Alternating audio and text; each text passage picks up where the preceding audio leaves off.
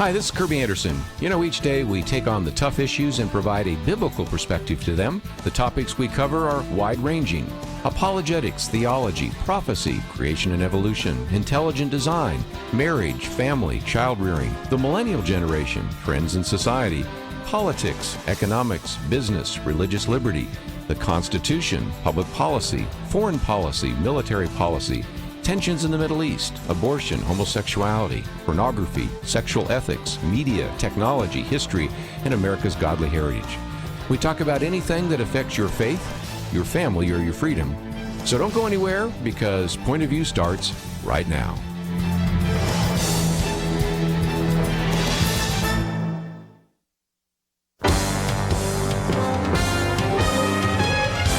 Across America, live. This is Point of View.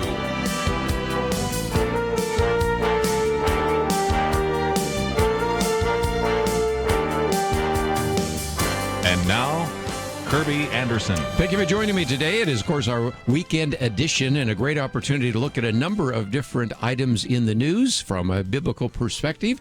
And if you'd like to join us at any point, 1-800-351-1212. Penna Dexter with me, as well as Lathan Watts, who is the Director of Public Affairs for First Liberty Institute. And Penna, we just had a runoff election. We already are starting to get a little bit of an idea of what this U.S. Senate race is going to look like. So we'll talk about that in just a minute. We also have some sobering statistics on the number of counties that have what seem to be uncontrollable spread of COVID-19. But in the midst of that, a lot of people are asking, is it possible that the kids could go back to school? So we'll get into that and a variety of other issues that we will be addressing here on Point of View today. Other than the story about challenges and primaries in the U.S. Senate, a lot of the things that we're talking about today, if you would have asked us a year ago, you would have not gotten the answer of what we are talking about today. We would have known nothing about COVID-19.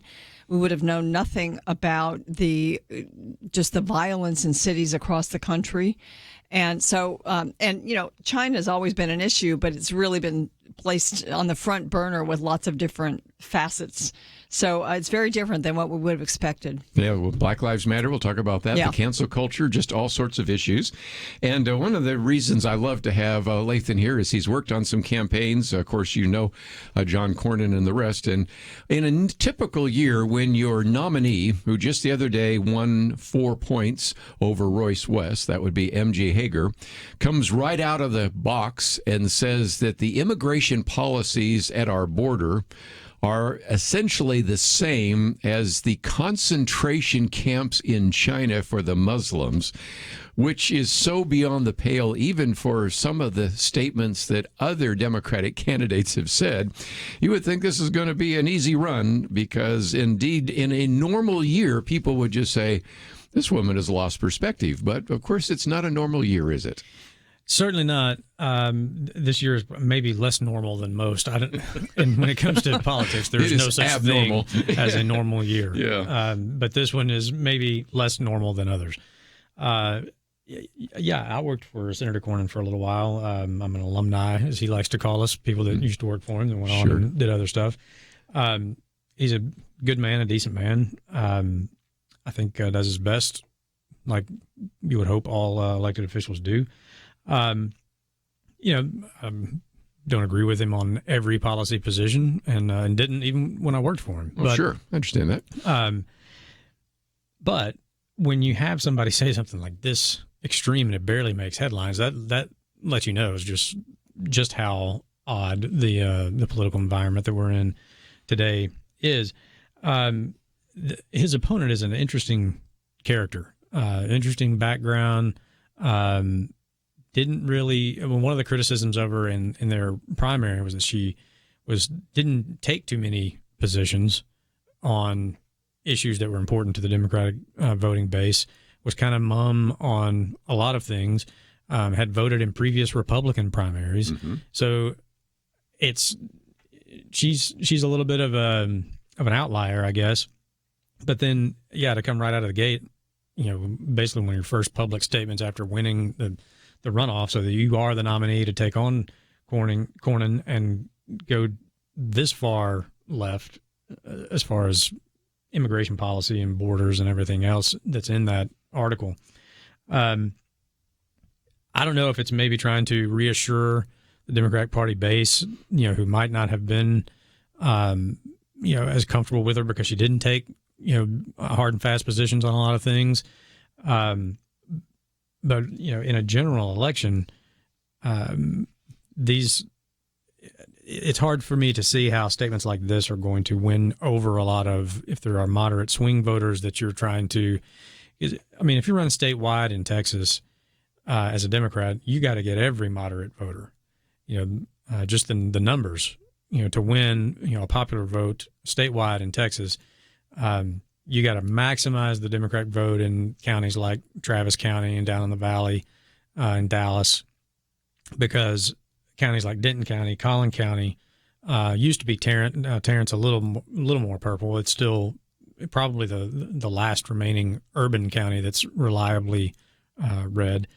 But you got to maximize all that blue vote in those other counties because there are enough Republican votes in some of those counties to outvote 4, 5, 6 other counties in Texas. So these sorts of comments, I don't think endear you to, if there's a moderate swing voter who's not a hardcore right winger or a hardcore left winger and trying to decide who they're going to vote for Senate. I don't think that wins you many of those votes. It's an interesting strategy she's coming out of the box with, but we'll have to wait and see. Like I said, this cycle seems to be one of the weirder ones I've ever paid attention to. So who knows? We'll just have to wait and see, I guess. It is an interesting strategy, and I guess just guessing on her strategy, perhaps she was thinking that would be the best way to get the nomination in Texas because we're not an extreme radical state, even among Democrats. So maybe she thought that, but it's so strange that she came. And talking about like cages on the border and things, those are Obama cages. Right. He was the one that had cages, and there were no Trump cages. So, and she did say the United States lost its moral high ground. Wow, that's huge. Running against an established candidate, John Cornyn, who's in leadership in the House, which gives him, I think, an advantage electorally. Yes, Texas is being challenged. The left is pouring money into this state, and a lot of people think that different candidates, as they did in the last cycle, are going to have trouble. They're going to have to spend money, and I think there's a strategy to make Trump spend money in Texas for the presidential race, but I don't think that it's going to be successful on the Senate level or the presidential level. Yes. And again, you've seen some of these surveys saying, well, Donald Trump could lose, President Trump could lose in Texas, and that John Cornyn could lose. I don't believe those polls. Even some of the Democratic strategists are saying, well, that may be just a little bit premature. But nevertheless, one of the other arguments she makes is she was very critical of the president's hard line against China. And I thought when we come back from the break, we might say, well, what is exactly going on in China? What are these concentration camps? Why is it that President Trump has been very forceful against China? The Attorney General Bill Barr warned about this. The FBI Director Christopher Wray did. So what is going on in China? I thought we might educate our people for no other reason than she brought it up, and it's part of a U.S. Senate race. Now, again, there are 35 U.S. Senate races this time, actually 33 plus then 2 filling spots. So if indeed you're a Democrat and you want to take over the Senate and try to prohibit all those judges that Kelly Shackelford and Lathan Watts have enjoyed putting on the court, that's why they are focusing on many of these Senate races, especially in Arizona and a few other places. So we'll come back and talk about this. And what about this idea of China? From time to time, we do talk about that. Penna and I mentioned it the other day, and I thought we'd get back into it briefly. And then, should we open up the schools? Okay, that's the most controversial issue we'll talk about here today, but we will certainly take that one on as well. So if you'd like to join us, 1-800-351-1212. If you've got some thoughts, we always welcome them. We'll be back right after this.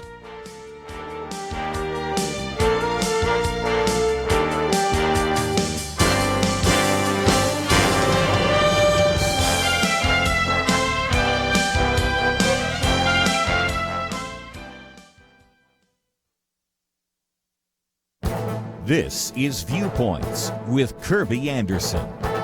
You know, most of the debates we have in society are war of words, and it's not surprising that liberals and progressives have redefined words and phrases to promote their agenda. Abortion is called choice. Homosexual marriage was recast as marriage equality. The list of redefined words and phrases has become quite long. But the latest phenomenon has been to ban certain words and phrases. David Harsanyi mentioned an article in the Philadelphia Inquirer that describes 4 racist words that must be banned from our vocabulary. One of those is the phrase peanut gallery. No doubt you've heard someone say that they don't need any comments from the peanut gallery. The article tries to make this racist by linking this to a time when poor Americans or black Americans might have been relegated to the back sections of a theater. I think most people would see this as a real stretch. Another word we hear that we cannot use is master, as in master bedroom of a house. And we're told we need to change the name of the famous golf tournament known as the Masters. Since I have 2 master's degrees, I wonder what I'm supposed to call those degrees from Yale and Georgetown. And by the way, if there's any name that should be changed, it is Yale University, which is named for Elihu Yale, who was not only a slave owner, but a slave trader. Anyway, I would hope that rational people can see the absurdity of banning the word Masters. When I think of the Masters golf tournament, I think of Tiger Woods, Arnold Palmer, Jack Nicklaus. On more than one occasion, I've told a speaker or a musician that his or her presentation was masterful. Or a painting or a musical score is often called a masterpiece. You know, when liberals redefine words and ban other words, it makes it more and more difficult to have a rational discussion. And maybe that's the purpose after all. I'm Kerby Anderson, and that's my point of view. Take Kerby and the Point of View team with you on the go with the Point of View app. Search for Point of View Radio at the Apple or Google Play stores.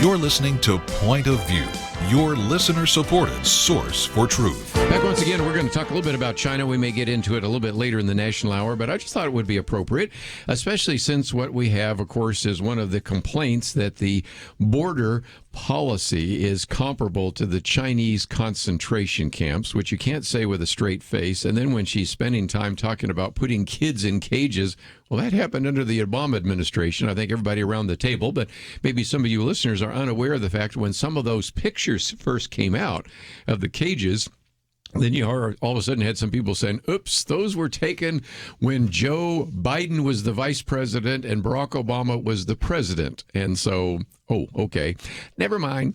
But let's get into some of these issues, because one of the articles we've posted comes from John Solomon, Trump's new war punishing China for human rights, military aggression, and economic harm. Then I'll give you some of the quotes from Christopher Wray. He's the FBI director. And I forgot to mention another one, Mike Pompeo, as well. So there are a number of people in the administration that are reminding us that China is an enemy.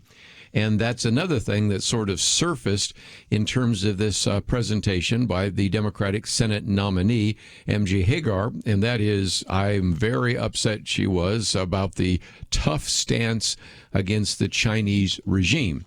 Well, why is there a tough stance? I think this John Solomon piece reminds us that this is one of the reasons why, indeed, Donald Trump has taken on China. Yes, there are many. There's a big, long list. We went over it the other day, but the first one, and the one that's been in the news this week, is the abuse of the Uyghurs and other Muslim minorities and in these camps. Horrific human rights violations, mass detention of over 1 million Chinese citizens, religious persecution, slave labor, forced sterilization, all of that. So this week, think it was this week, that the Trump administration placed some sanctions on various Chinese leaders. And, so that's one. But there's so many others. I mean, going back to COVID-19, that's probably a sore spot on the minds of most Americans, that the virus was, we weren't alerted about the virus, and the travel continued outside of China. And then you have, of course, the issues of Hong Kong and them forcing themselves back upon Hong Kong, going back on the agreement that was supposed to allow freedom of that city. We've changed the way we recognize Hong Kong now as not as a free city anymore, but back under the thumb of China, which is really sad for that island.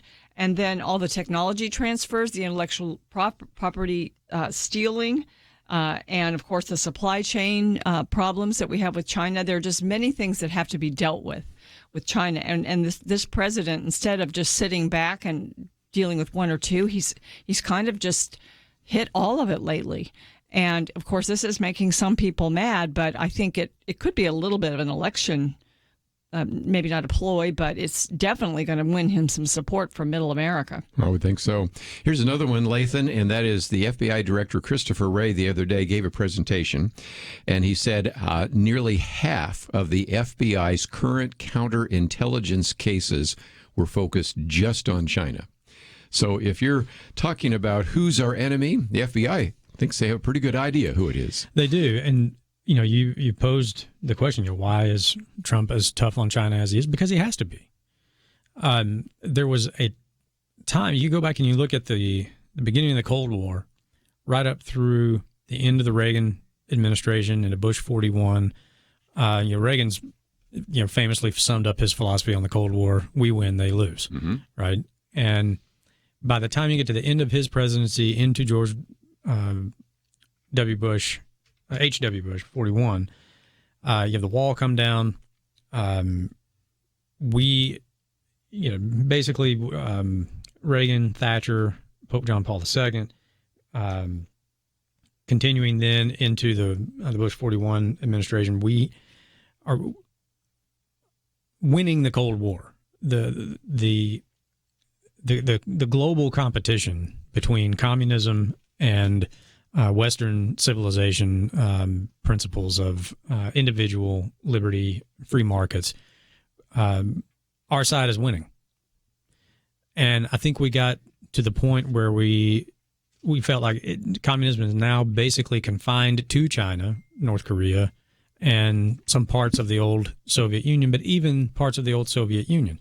As it collapsed and they started opening up and they start getting a taste of freedom and free markets and what it's like to live under these principles, it was sort of assumed this is how it's going. This is the way history is moving. Right. And I think it gave policymakers here they had the option now to play nice with China. Yeah. Right. It's just China. We've basically won the Cold War. Communism is no longer on the march, all around the world. We'll just isolate it where it is, and it will eventually, join die out. Nations. Yeah, exactly. Yeah. We'll isolate just like we World basically Trade have done Organization, with all Cuba. those things. Yeah, right. Yeah. So we isolate Cuba. It'll eventually go away. What changed, I think, is people sort of forgotten about the evils of communism or weren't taught it in school. And now you see, admitted Marxists out in the streets of America now trying to foment a Marxist cultural revolution here.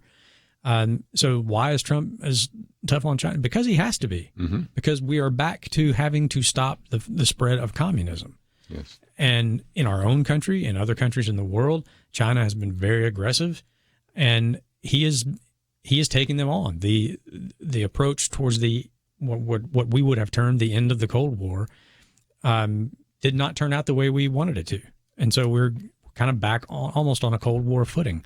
And I think it also sort of suits Trump's personality. It's probably what he wants to do. He sees a competitor and he's aggressive with them until he gets what he wants. I don't think that it's done, that he's taken this approach because he thinks there's a political benefit to it. I think he thinks it's the right thing to do, but I do think there's a political angle to it in that it is a stark contrast between he and his opponent as to how they would deal with the China, the China issue. He, in a press conference earlier this week, I think it was Monday or Tuesday, where he stood there for an hour delineating, the differences between he and Joe Biden, just based on what the Biden campaign had just put out, as far as all the places they agreed with the Sanders people. Yeah. And this is definitely a differentiator between Trump and Biden, for sure. I might just mention Daniel Blumenthal has a book coming out called China Nightmare, and when he was writing with Nicholas Eberstadt, who have also been on the program with us, they make this argument that the Communist Chinese Party is far more powerful today than it was during Chairman Mao's time. And then they put in no small part thanks to our own doing. Because, Penna, you remember even during the 1990s when people said, we'll just bring them into kind of the League of Nations, pun intended. We'll just have them eventually turn capitalist, and we will have them become more like us, and we'll have them be part of the World Trade Organization. We'll lower our trade barriers. We'll turn a blind eye to some of the various actions that they have taken. And some people have said, we didn't turn them into us. They turned us into them. In a sense, that's true. You think back, Nixon opened things up with Kissinger. And then you had George H.W. Bush. He was ambassador to China, and our dealings with them started opening up. Then Clinton and George W. Bush, Obama. So it's been, and corporate America has certainly been behind a lot of looking the other way in order to get business and trade moving and to make money. And so Mr.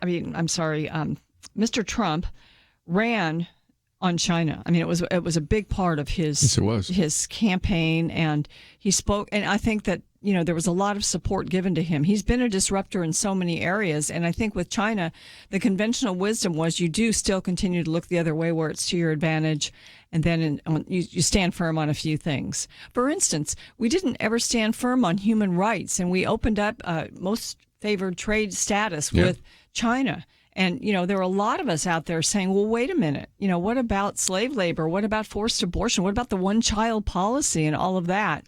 And that was, it was just you picked and chose your battles. This president, I have to say, whether he's reelected or not, he's going to make a difference on our relationships with China. Yes.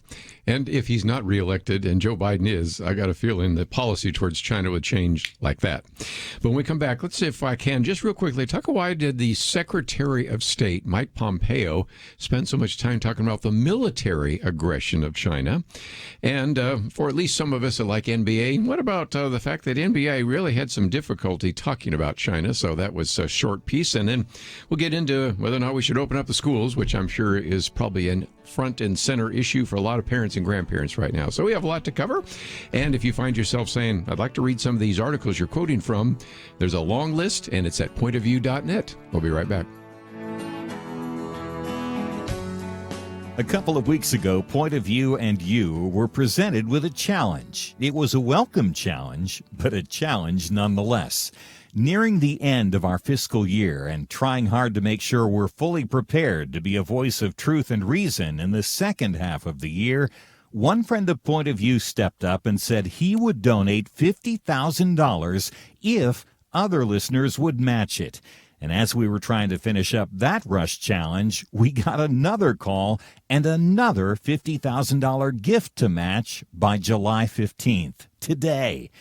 Well, we're extremely thankful to say it looks like we made it. Because of you, we were able to match not just one, but both $50,000 challenges. And I assure you, that's critically important as we move into the late summer and fall of 2020. We need the truth as we continue facing the threat of COVID-19 and as the presidential election season finally gets into high gear. We are so much better prepared for these challenges because of your sacrifices on behalf of the Truth Team. So from Kerby and the entire team in Dallas, we thank God for you. Point of View will continue after this.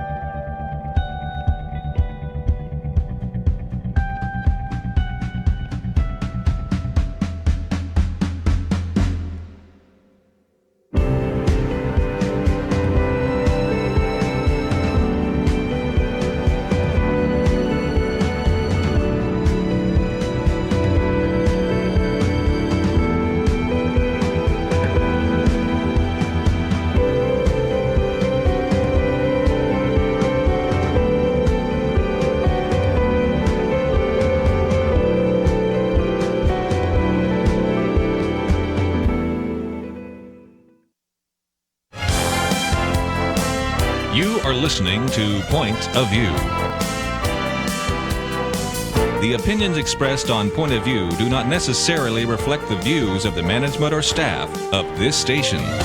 And now, here again is Kerby Anderson. Weekend edition. If you'd like to join our conversation, 1-800-351-1212. Penna Dexter, Lathan Watts, and I thought we'd stay on China just for another couple of minutes, but if you've listened to this program any length of time, we've had Frank Gaffney on talking about this.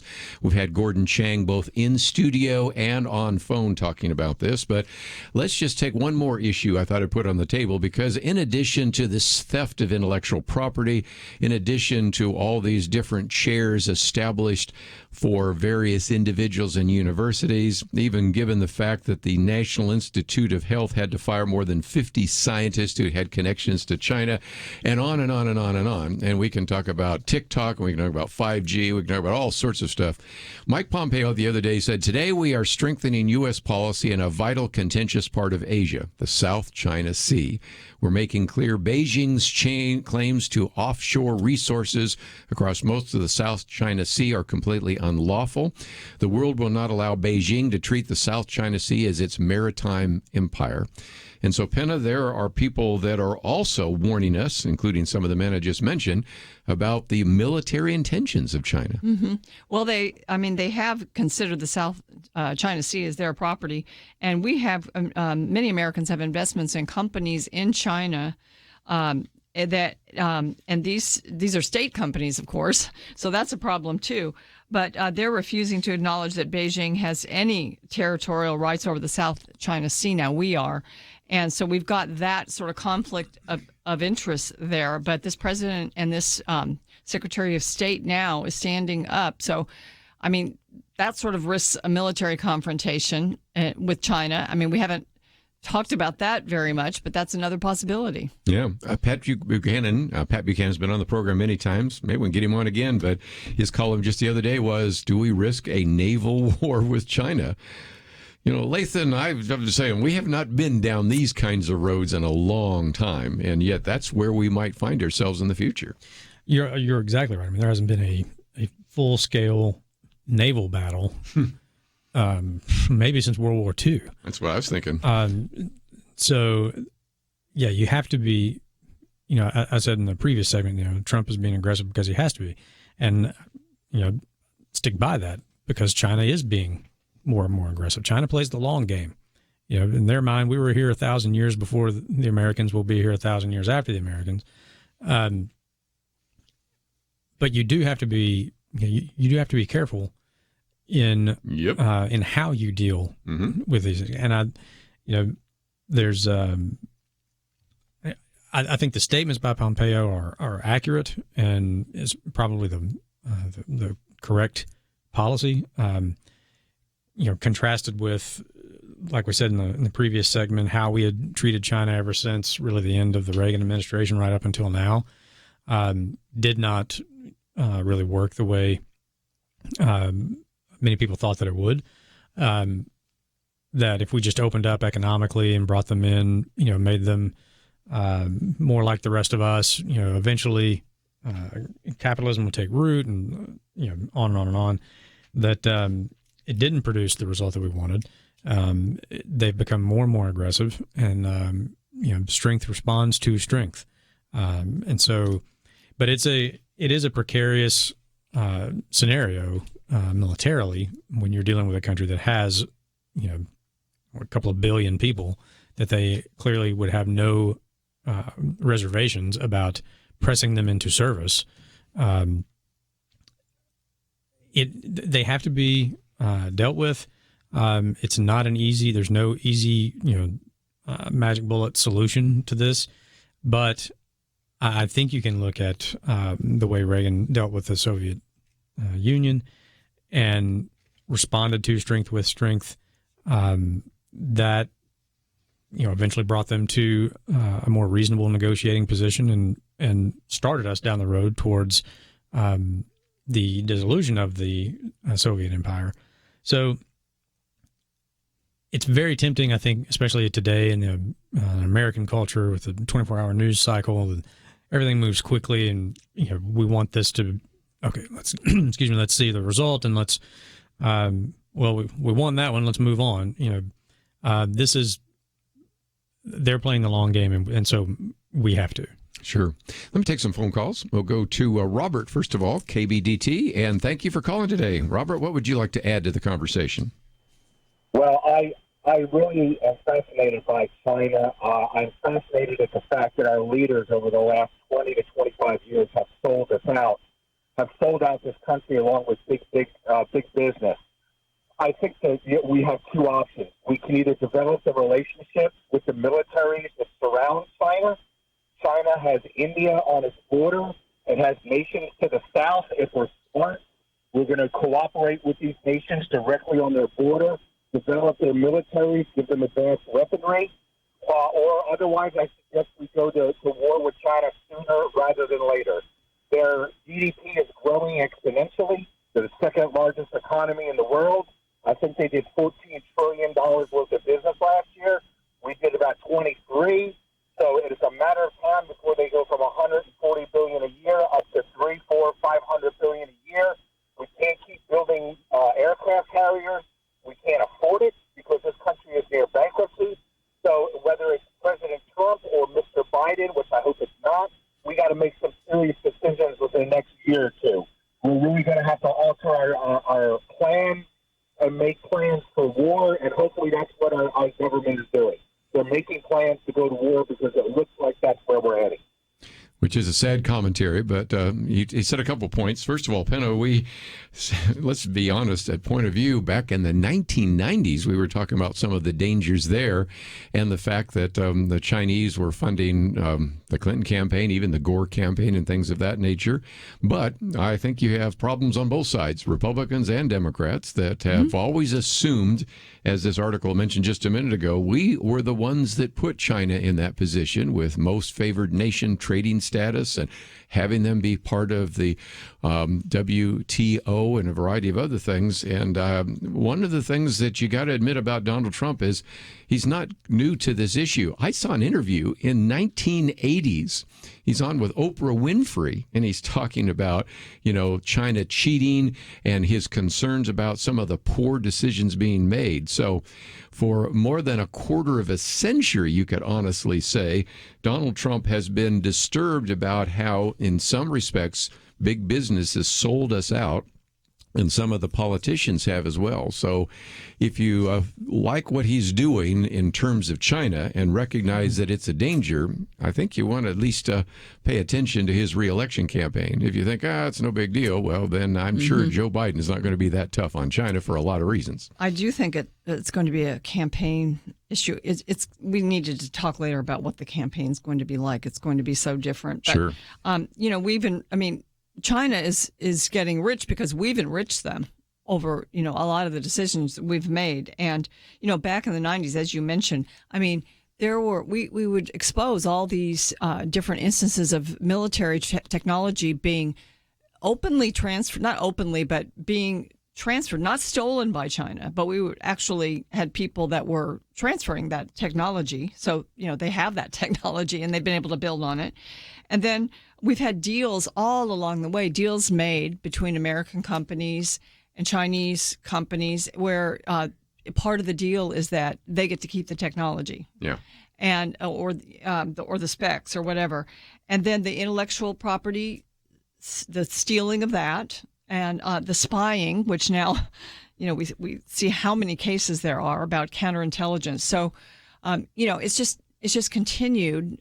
You'll have sort of whack-a-mole. Maybe some president will get tough somewhere with China, but this is a comprehensive move on the part of Trump, and it's gutsy, it's risky, and it's something that they're starting the ball rolling.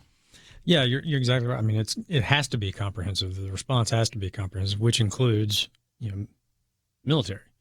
Of the two scenarios that Robert laid out, I think the first one is the way to go, which is partnering with allies in the region that are right there on China's doorstep. And if that means selling arms to them, equipping them with technology, that's kind of what we did in the Cold War with folks that were right on the edge of the Soviet Union that were worried about the Soviet Union trying to expand into their countries.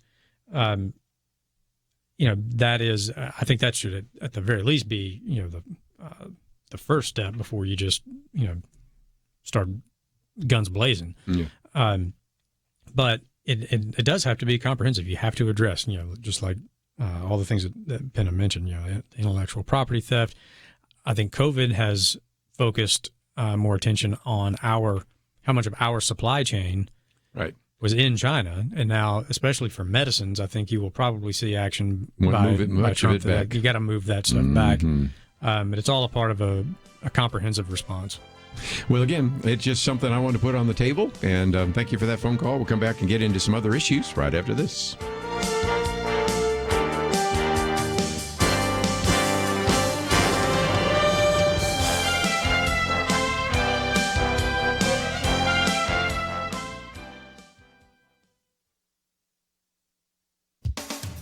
On Independence Day this year, some faculty members published a letter to the senior administration at Princeton University. Eventually, hundreds signed on. But classics professor Joshua Katz did not. He posted his own Declaration of Independence at Quillette.com. The lengthy faculty letter opens with this sentence: "Anti-blackness is foundational to America. As Professor Katz points out, the Princeton letter demands a dizzying array of changes. Here are some examples. Reward the invisible work done by faculty of color with course relief and summer salary. Faculty of color hired at the junior level should be guaranteed 1 additional semester of sabbatical. Provide additional human resources for the support of junior faculty of color. These perks are for faculty Professor Katz describes as extraordinarily privileged people already, Princeton professors, simply because of their skin color. The Princeton letter also demands required courses focused on the history and legacy of racism. It asks that the school encourage anti-racist student activism, beginning with a formal public university apology to the members of the Black Justice League and their allies. The Black Justice League was a local terrorist organization that harassed students, including black students, who didn't agree with its demands. The demand that most disturbs Professor Katz is for a faculty committee to investigate and discipline other faculty if they engage in, quote, racist behaviors, incidents, research, and publication. What could go wrong?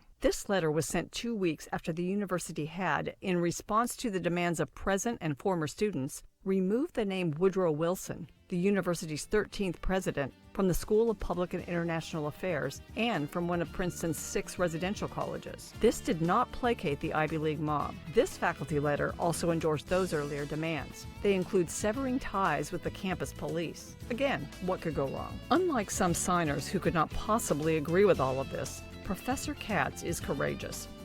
For Point of View, I'm Penna Dexter.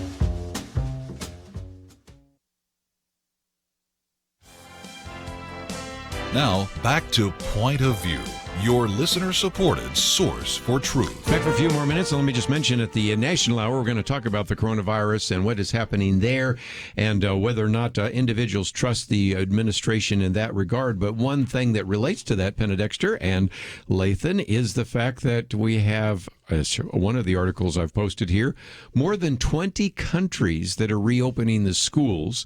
And yet, if you want to start a controversy, just put on your Facebook page, I think we should reopen the schools right here in the state of Texas, where a lot of our listeners are right now. They're saying, well, probably we'll still have students supposedly learning online, yet there's good evidence that a lot of the students don't even turn their computers on, don't even do their homework. And if you thought there was a summer slump, essentially since March a lot of education has really ceased. So there's some pretty good arguments for reopening the schools, but of course it has to be done safely, doesn't it? It does. There's, as you said, there's a lot of information, statistics coming in from European countries who either never closed or have opened back up.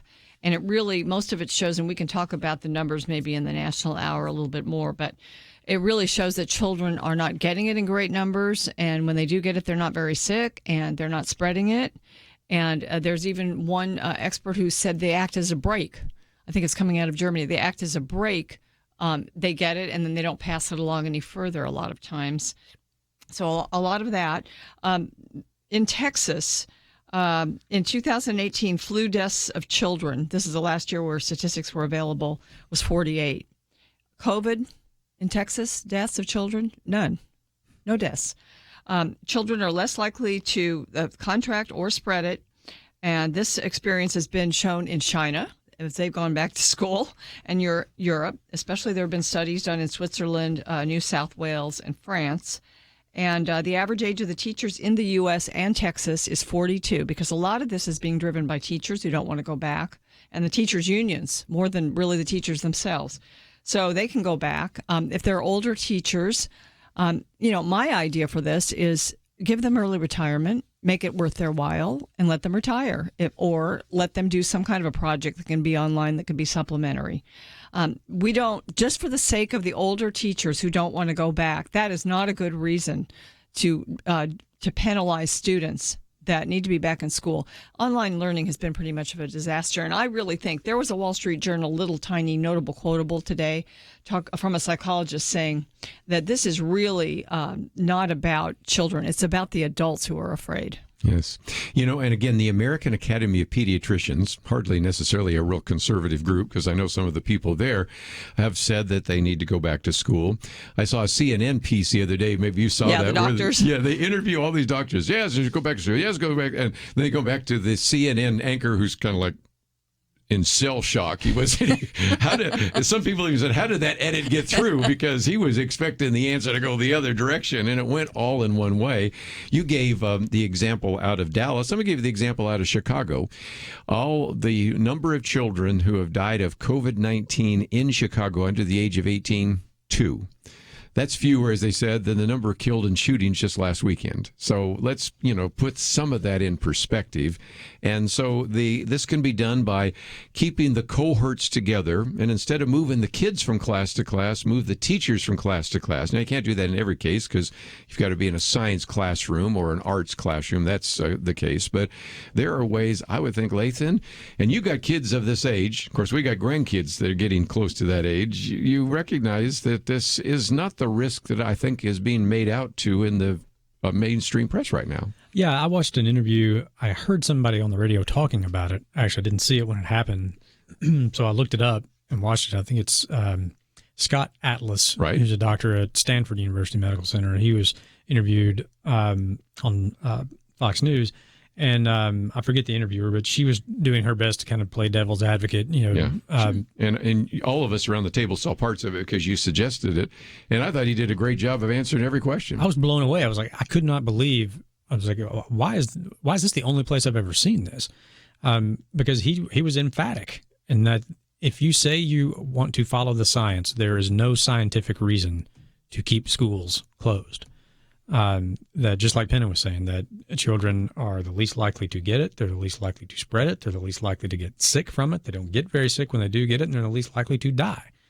They're also minuscule rate of them passing it on to adults, even their parents. So kids that had it and stayed at home with their parents didn't pass it on to their parents. And he's where, he mentioned I think the average age of a teacher in this country is, early 40s. So they're not a high risk category. 80% of the teachers in the country are under the age 55. Just like Penna said, if you have teachers that are vulnerable, then figure out a way to accommodate them. Yes. But there's, I was listening to this guy, and he just over and over and over again, you either say you follow the science or you don't. But there is no scientific reason related to this virus to keep kids out of school. And, the health consequences to not opening are large too. For instance, the lower the educational attainment of a person, the lower their life expectancy is. There's also been a large increase because of the online teaching and the closure of schools that's taken place this spring, that there's been a huge increase in dropout rates. That's terrible. That's a terrible consequence. People have dropped out rather than learn online. They don't have the discipline. No one's forcing them to do it. And, really, I think schools should reopen 5 days a week. But if they want to make it more socially distanced, they could do it morning and afternoon for little kids or something like that, or 3 different time slots. In Frisco, a friend of mine has grandchildren that are in middle and high school. They bring them back in pods of 12. So they learn in these pods. They're with those same kids all day. I think, as you said, the teachers will move in and out of those. They eat there. They're surrounded by plastic walls sort of things. And so those are their people. It's like we're with our families. Those are the kind of people that they're with.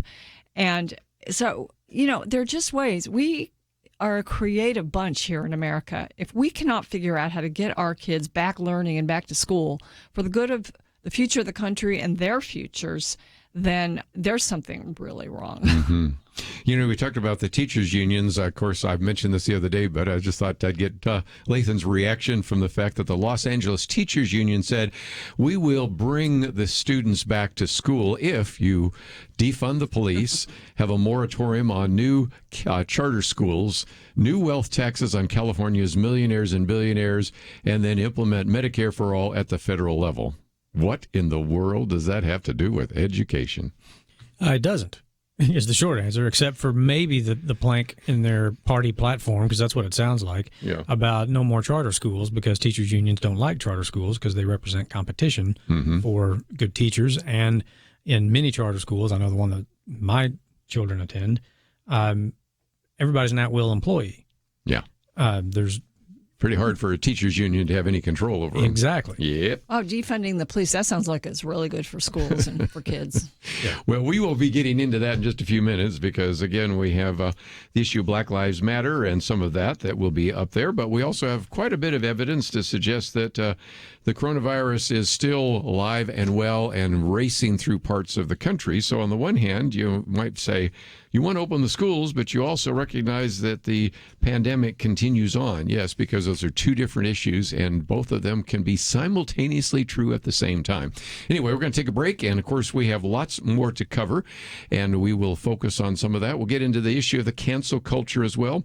Penna Dexter's piece is on the Princeton letter. You may not even know what that's all about, but that will get us into some of those issues as well. So we have a lot to cover, and if you go to the website, pointofview.net, you'll see our take action item is the one bill, one subject. I'll talk more about that a little bit later, but if you have not contacted your 2 senators and representative, that's a piece of legislation that you might want to consider as well. Let's take a break. We'll be back with more right after this.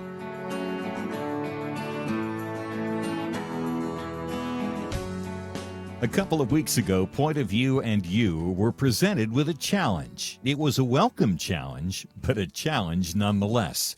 Nearing the end of our fiscal year and trying hard to make sure we're fully prepared to be a voice of truth and reason in the second half of the year, one friend of Point of View stepped up and said he would donate $50,000 if other listeners would match it.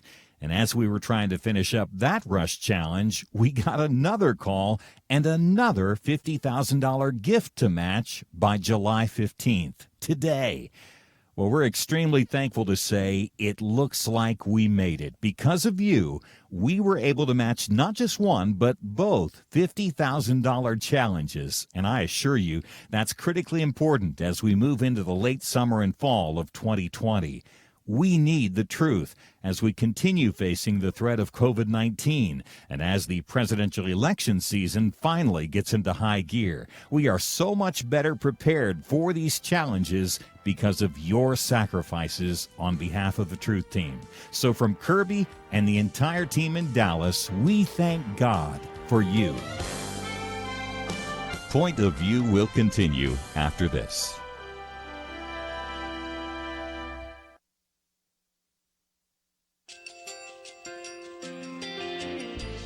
I just want to thank you so much for all the wonderful programming you have. You're just absolutely fantastic. I recently started listening to Point of View, and I really found it interesting because of the different subjects you cover. Thank you for that. I really appreciate everything that you do in keeping us informed. Thank you, Kerby, for everything that you have been doing. I appreciate all the work that you're doing, advocating for the Word of God. Thank you so much. Point of View, I think, is absolutely necessary because it's a Christian perspective, a biblical worldview perspective, and receive very current, up-to-date information about what is really going on, week to week in our culture, which is changing so rapidly, and yet it's morally sliding backwards. Yeah, I'm just, first of all, I thank you guys. Y'all's program is wonderful, and enjoy it every day. I learn so much every time I listen to it. Point of View Radio Talk Show.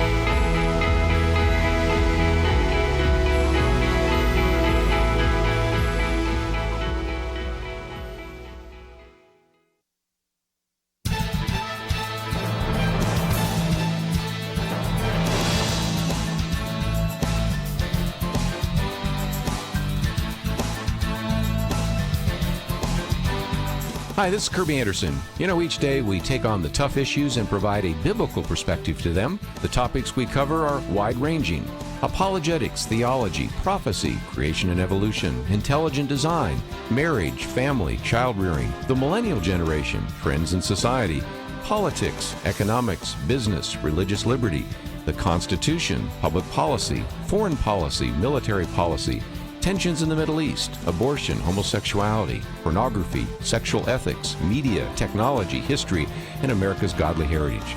We talk about anything that affects your faith, your family, or your freedom. So don't go anywhere, because Point of View starts right now.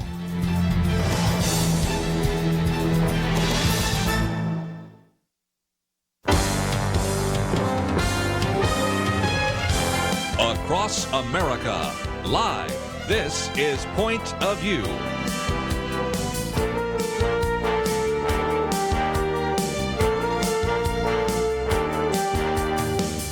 And now, Kerby Anderson. Thank you for joining us. It is our weekend edition. Penna Dexter with me, as well as Lathan Watts, who is the Director of Public Affairs at First Liberty.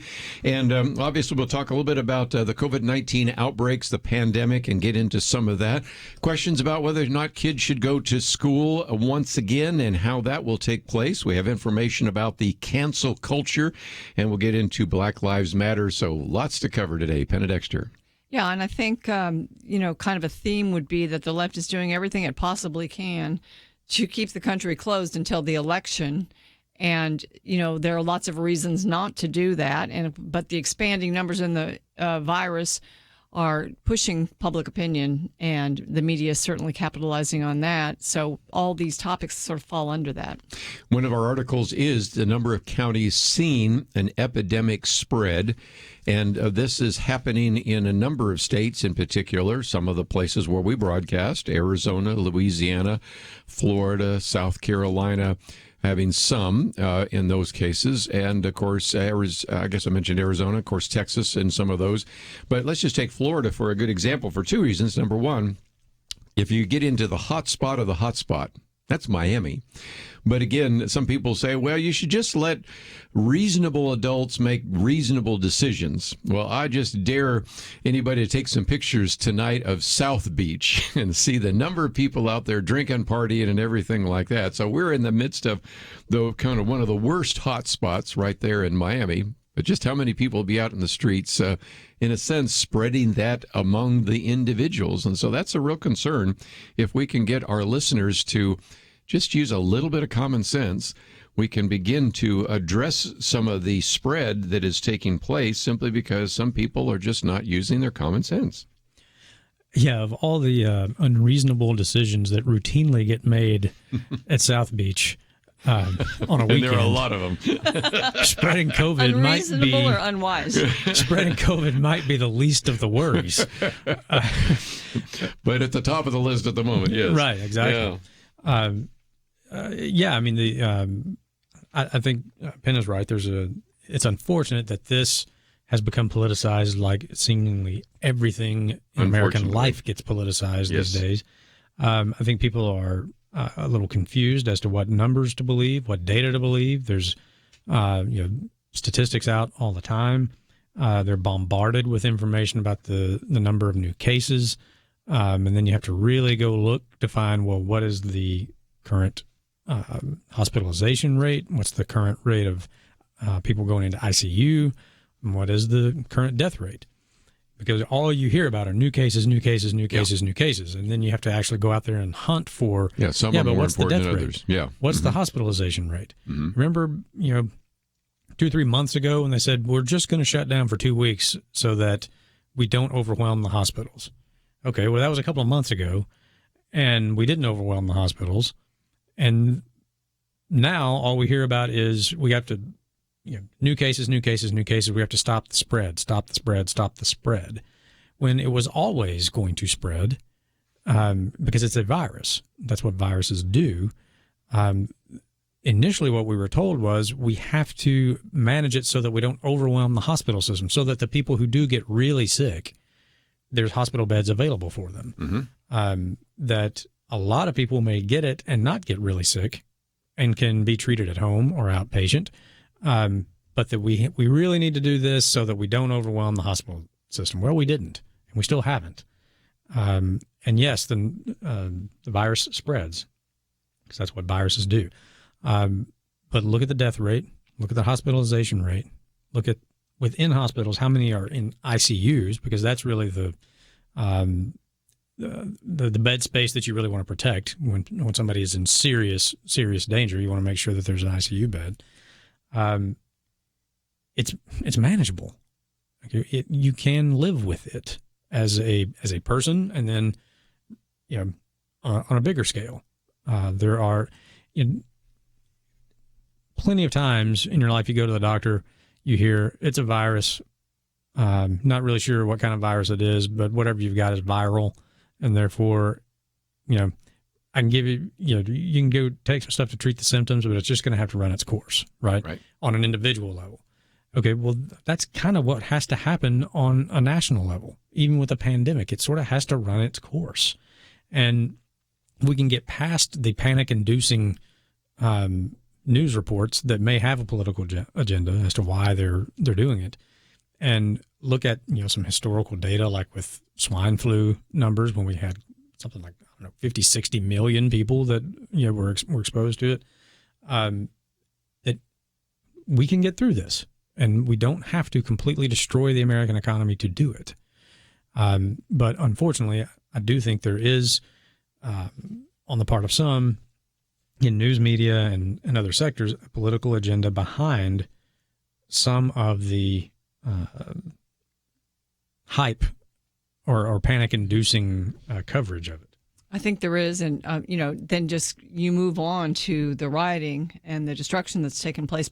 Part of that was fueled by the way we've closed businesses and really devastated business owners in inner cities. And so, that was just one result that played off on the other, the virus.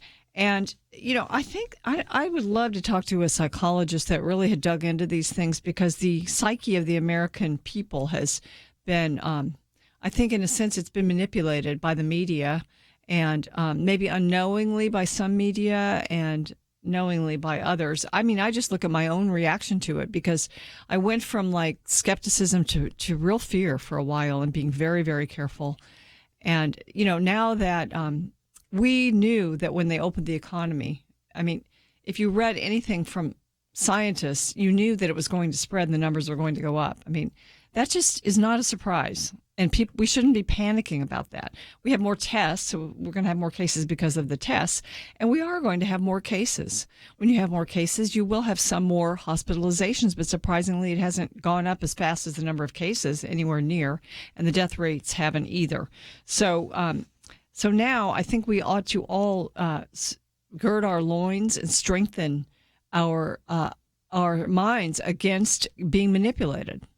Americans are being manipulated. And yes, there's a virus. Yes, it spreads easily. Yes, it makes people sick. Some people are going to die. That's a fact of life. We've had them.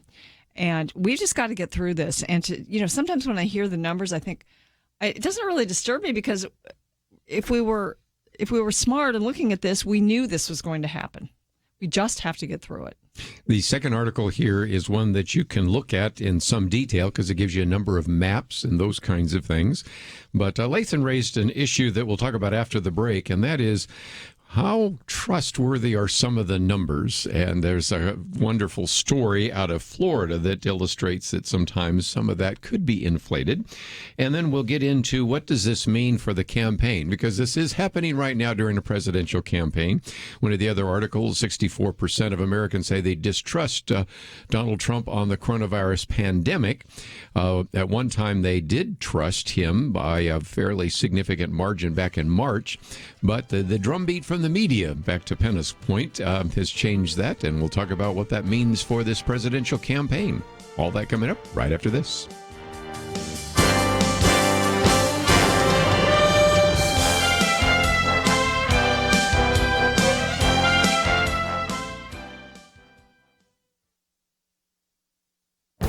This is Viewpoints with Kerby Anderson. You know, most of the debates we have in society are war of words, and it's not surprising that liberals and progressives have redefined words and phrases to promote their agenda. Abortion is called choice. Homosexual marriage was recast as marriage equality. The list of redefined words and phrases has become quite long. But the latest phenomenon has been to ban certain words and phrases. David Harsanyi mentioned an article in the Philadelphia Inquirer that describes 4 racist words that must be banned from our vocabulary. One of those is the phrase peanut gallery. No doubt you've heard someone say that they don't need any comments from the peanut gallery. The article tries to make this racist by linking this to a time when poor Americans or black Americans might have been relegated to the back sections of a theater. I think most people would see this as a real stretch. Another word we hear that we cannot use is master, as in master bedroom of a house. And we're told we need to change the name of the famous golf tournament known as the Masters. Since I have 2 master's degrees, I wonder what I'm supposed to call those degrees from Yale and Georgetown. And by the way, if there's any name that should be changed, it is Yale University, which is named for Elihu Yale, who was not only a slave owner, but a slave trader. Anyway, I would hope that rational people can see the absurdity of banning the word Masters. When I think of the Masters golf tournament, I think of Tiger Woods, Arnold Palmer, Jack Nicklaus. On more than one occasion, I've told a speaker or a musician that his or her presentation was masterful. Or a painting or a musical score is often called a masterpiece. You know, when liberals redefine words and ban other words, it makes it more and more difficult to have a rational discussion. And maybe that's the purpose after all. I'm Kerby Anderson, and that's my point of view. Take Kerby and the Point of View team with you on the go with the Point of View app. Search for Point of View Radio at the Apple or Google Play stores.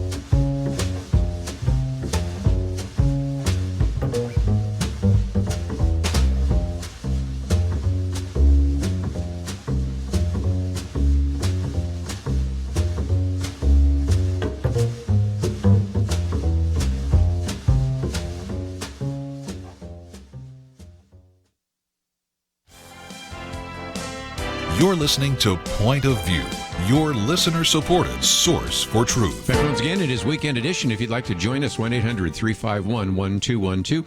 Penna Dexter, Lathan Watts. And let me just take one example, because I cannot tell you the number of times I get emails from people saying, well, I don't trust the numbers. Okay, we recognize that sometimes we might be undercounting, but here's a good example of overcounting COVID, because one of the arguments that has been made before is if you die with the coronavirus, did you die from the coronavirus?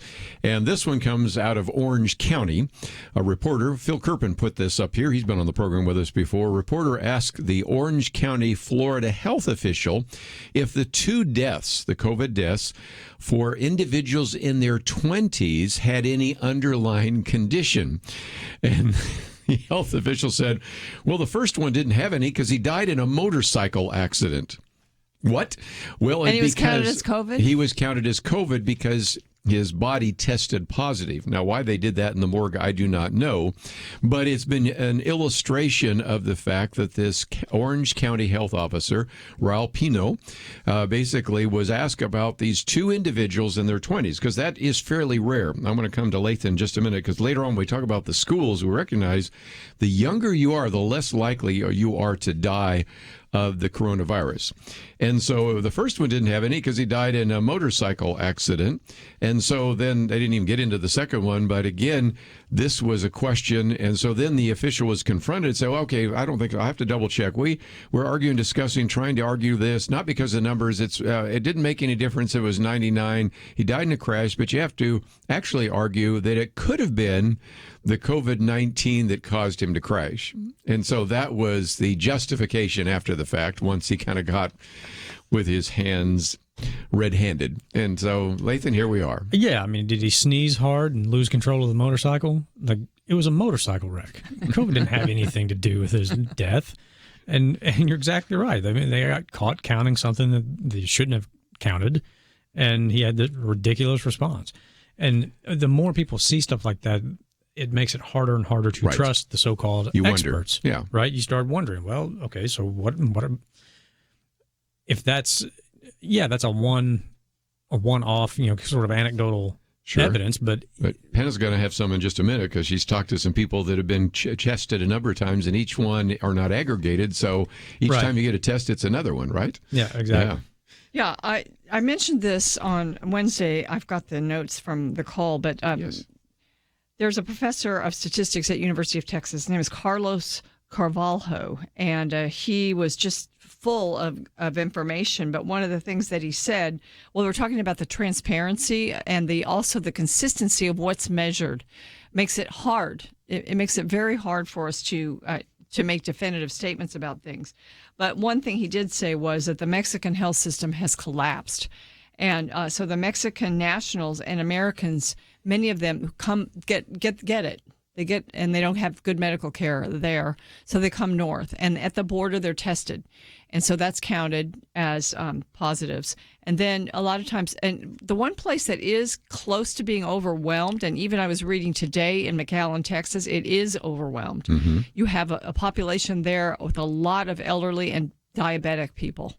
And so they're starting to get some rough cases there. Mm-hmm. So the people are moved further north to other cities in Texas. They're tested there, and a lot of times those are another case. They're not aggregated as one person with two tests. Yes. And I think that's happening. He says he fears that's happening all over the nation when you get multiple tests, because people do get multiple tests. It takes sometimes a long time to become negative after you've been tested positive.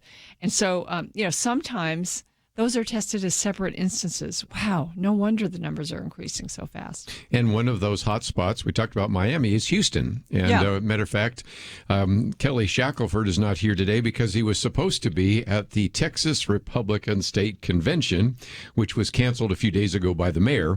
Now they're trying to do it virtually. It doesn't sound like it's working very well. It's not working out very well. But again, Houston has a number of those cases because some of those have been moved across. And so especially when you start looking at border states, California, New Mexico is really in lockdown, so is California, Arizona, Texas, and then, of course, I just mentioned Miami. I mean, some of those people flying in from other places. So these border states sometimes have an increase simply because of what's happening.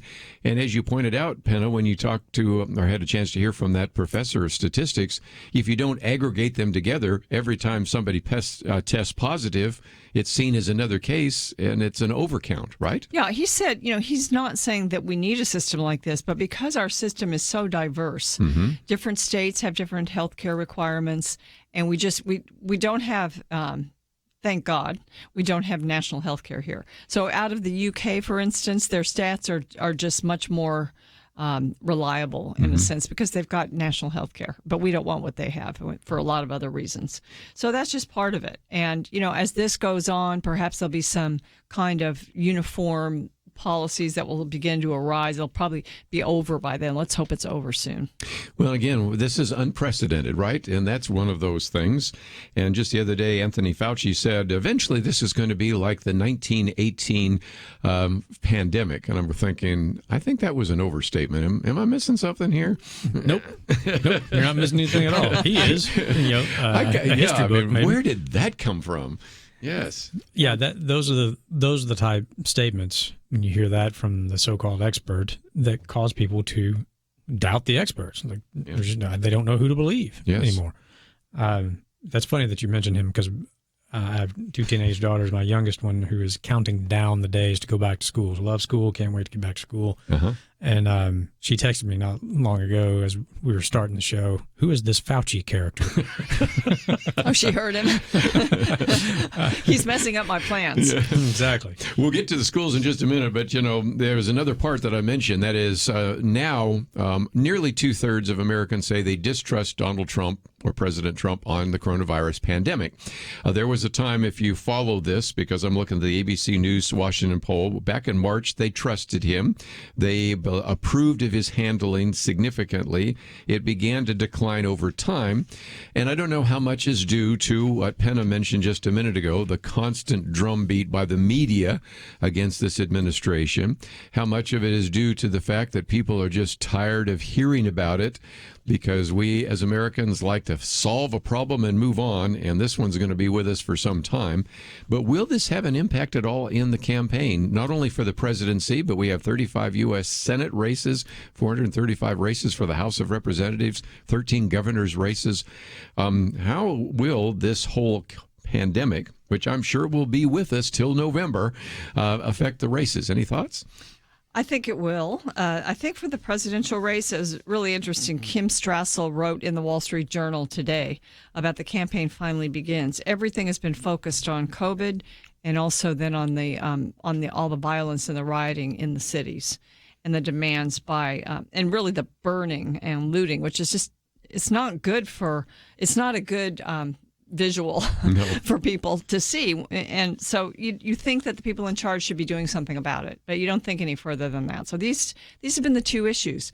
But she says this week, of course, Biden announced a big, expensive, ridiculous climate change initiative. And the president has announced the removing of restrictions on businesses having to comply with climate regulations. So there are two polar opposite positions on the climate. One, to open up and reduce regulations. One, to get rid of fossil fuels within the next 15 years.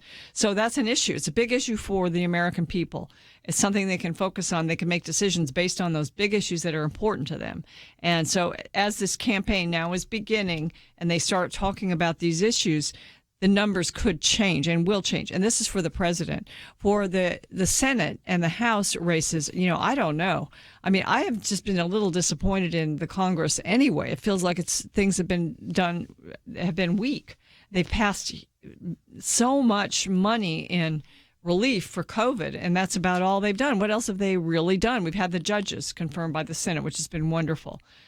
So my jury's out on. I think that in Texas, John Cornyn is probably going to win, but I don't know. There's some states where there's a lot of question. Now, Alabama will probably get a Republican senator again. It was kind of an anomaly for a Democrat to be elected there. Arizona might get a Democrat. You might switch them back. You might switch. See. So there's some. I don't know. The Senate is a little scary. They've been a bulwark against some of the radical laws passed by the House. So that's going to be, I think, if you want to support, if you don't have a contested race in your state, you might want to look at another state where there is one, where it's important and help support that candidate. We're going to take a break, and I want to come back to Lathan and talk about what would be the difference in a Biden presidency and a Democratic Senate versus a continued Trump presidency and Republican Senate in terms of some of those judges that you so far have liked pretty much. But we need to take a break, and when we come back, we'll continue our conversation. But if you'd like to join us, 1-800-351-1212. Be right back. A couple of weeks ago, Point of View and you were presented with a challenge. It was a welcome challenge, but a challenge nonetheless.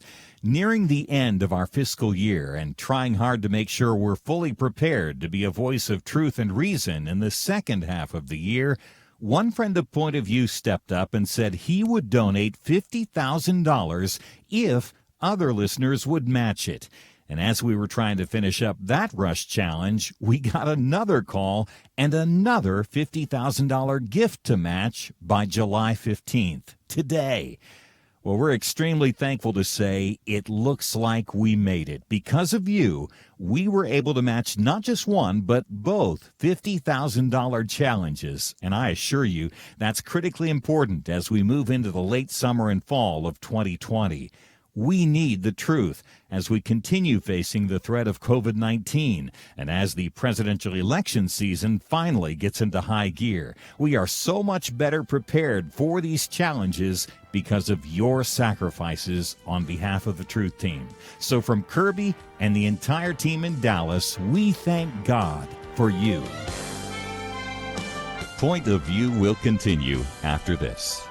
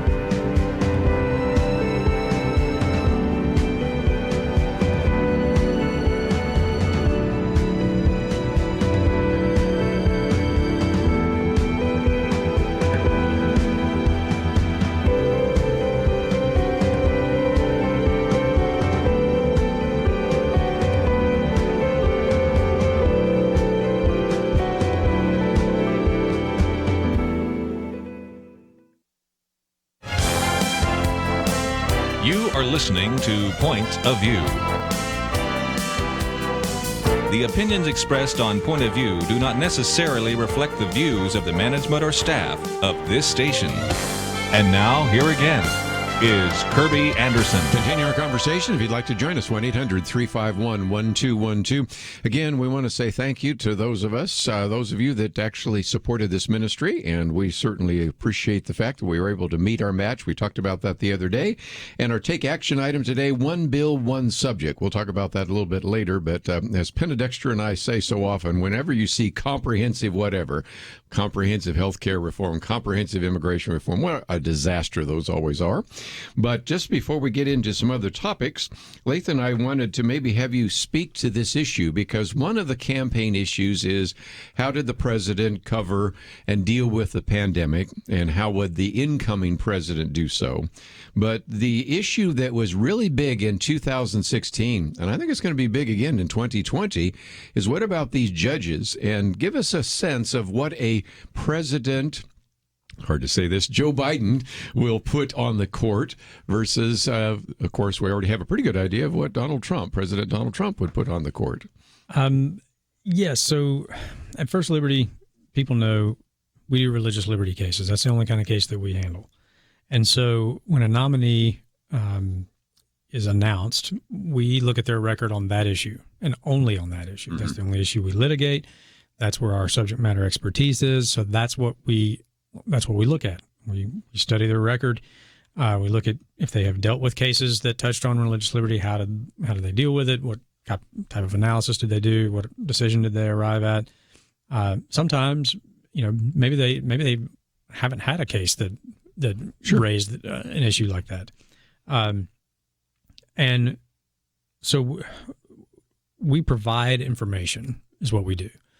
We provide information about nominees. People in the Senate choose to use that information however they want. We're a 501c3. We're not an advocacy organization. We don't say, yes, confirm this guy, or no, don't.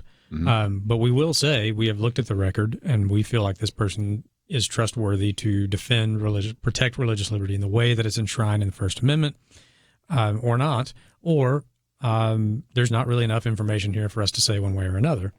There are plenty of other organizations that can evaluate them on the Second Amendment and the Fourth, and pick your favorite of the Bill of Rights.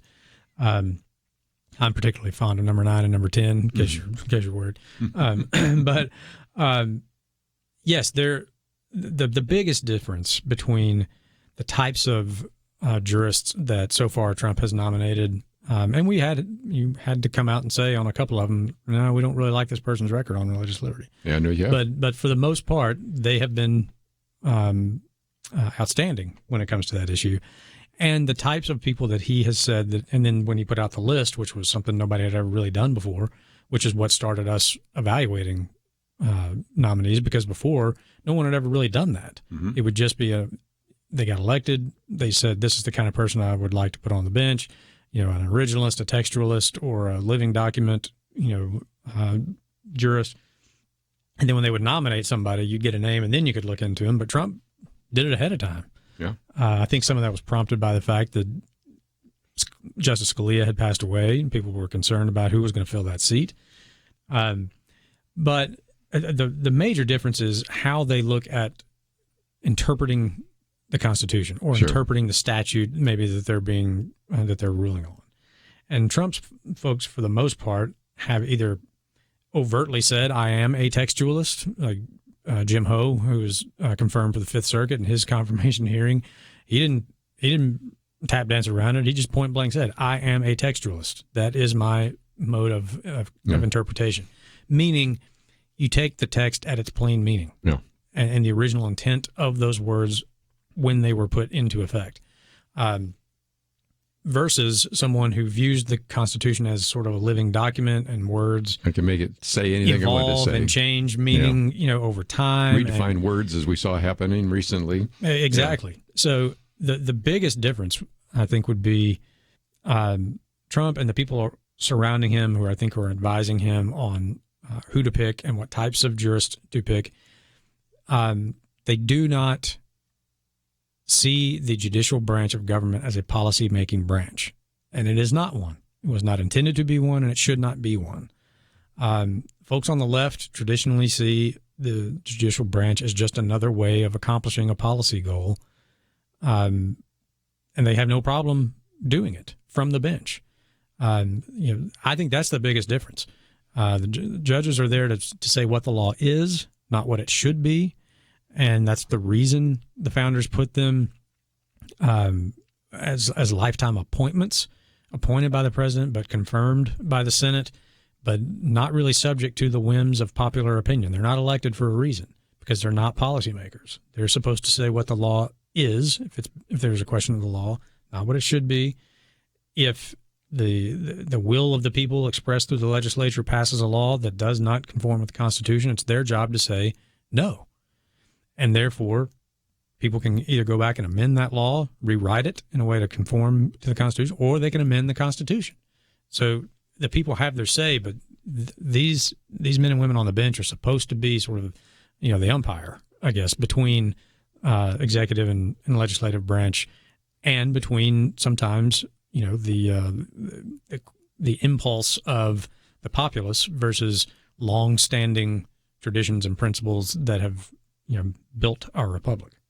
So we don't talk about this as much, but what about the Constitution itself? Because it seems like people that are of more leftist ideals, they don't see the Constitution as fixed as much as others do. They see it, we used to use the term living and breathing Constitution. And so you kind of read things into it, and you without amending it, you just interpret something according to what you think the Constitution means. Right, because that's easy. I mean, the founders, when they wrote the Constitution, they put in place the process to amend the Constitution so that people later on down the line, if they decide they want to do something different than what's here, then here's how you do it. It's not an easy process for a reason, because this is the document that's supposed to govern us, and it should not just be changed willy-nilly, here and there. So yeah, it's easier just to get a judge to say what's written in the Constitution. Oh, well, it actually means this. Then go back and try to actually amend. That was Roe versus Wade, right? Yeah, amend the Constitution. Right. I mean, that's where you get language like, well, yeah, there's no specific mention of privacy in the Constitution, but it clearly lives in the penumbras and emanations from the Fourth Amendment and this amendment and that amendment. Like, what? Like, it's either in there or it isn't, right? If you look at things as a textualist, it either says this or it does not. If there's question about what that word means, and you go to the original intent when it was put there, and that should be the controlling interpretation. So you're exactly right in that the Constitution for many leftists is an impediment to what they want to do. And so they will find a judge who can just interpret the Constitution as it's written to mean what they want it to mean. And, that's dangerous for a lot of reasons, but a document that meant one thing yesterday and means something new today, well, it's meaningless tomorrow. Yes. And that's when you get to that the point, danger. Then you are being governed by men, not by law. Right. And it's just, well, if this judge thinks it's that, then it is, and this judge thinks it's something else, then it's not. I mean, that's a recipe for chaos, which is why a lot of times the Supreme Court takes a case based on the fact that there's a split in the circuit courts of appeals. If the Ninth Circuit has said one thing on an issue and the Fifth Circuit has said the exact opposite, that is usually a recipe for the Supreme Court to take a case, because they can't have the First Amendment mean one thing in the Fifth Circuit and something completely different in the Ninth Circuit. Do you think people pay a lot of attention to the case outcomes, or are they just thinking of the philosophy of the justices? In an election, since it is an election issue, people are people that voted for Trump, for instance, because of judges, are going to look at kind of a disappointing term this time and say, it's not really worth my vote. The big disappointment was the Bostock decision, and that will leave a bad taste in a lot of people's mouths. I think for most people that say they voted for Trump because of judges, it was a philosophical, these are the types of people that we want, because it should be predictable then what the outcome will be. You don't want at least somewhat predictable, right? And that's what makes Bostock so disappointing. But you don't want outcome-based decisions. That's just interpret the Constitution to get what you want, right? You want judges who look at this is what it says, this is what it means, and let the chips fall where they may as far as the outcome of this individual case. But the principle and the rule of law is more important than the that's the I think the typical philosophical reason for the conservative interpretation of the Constitution and statutes. Let's take a break, and when we come back, should we reopen the schools? And that is a big question, and we'll get into some of the facts and figures related to that. All that coming up right after this.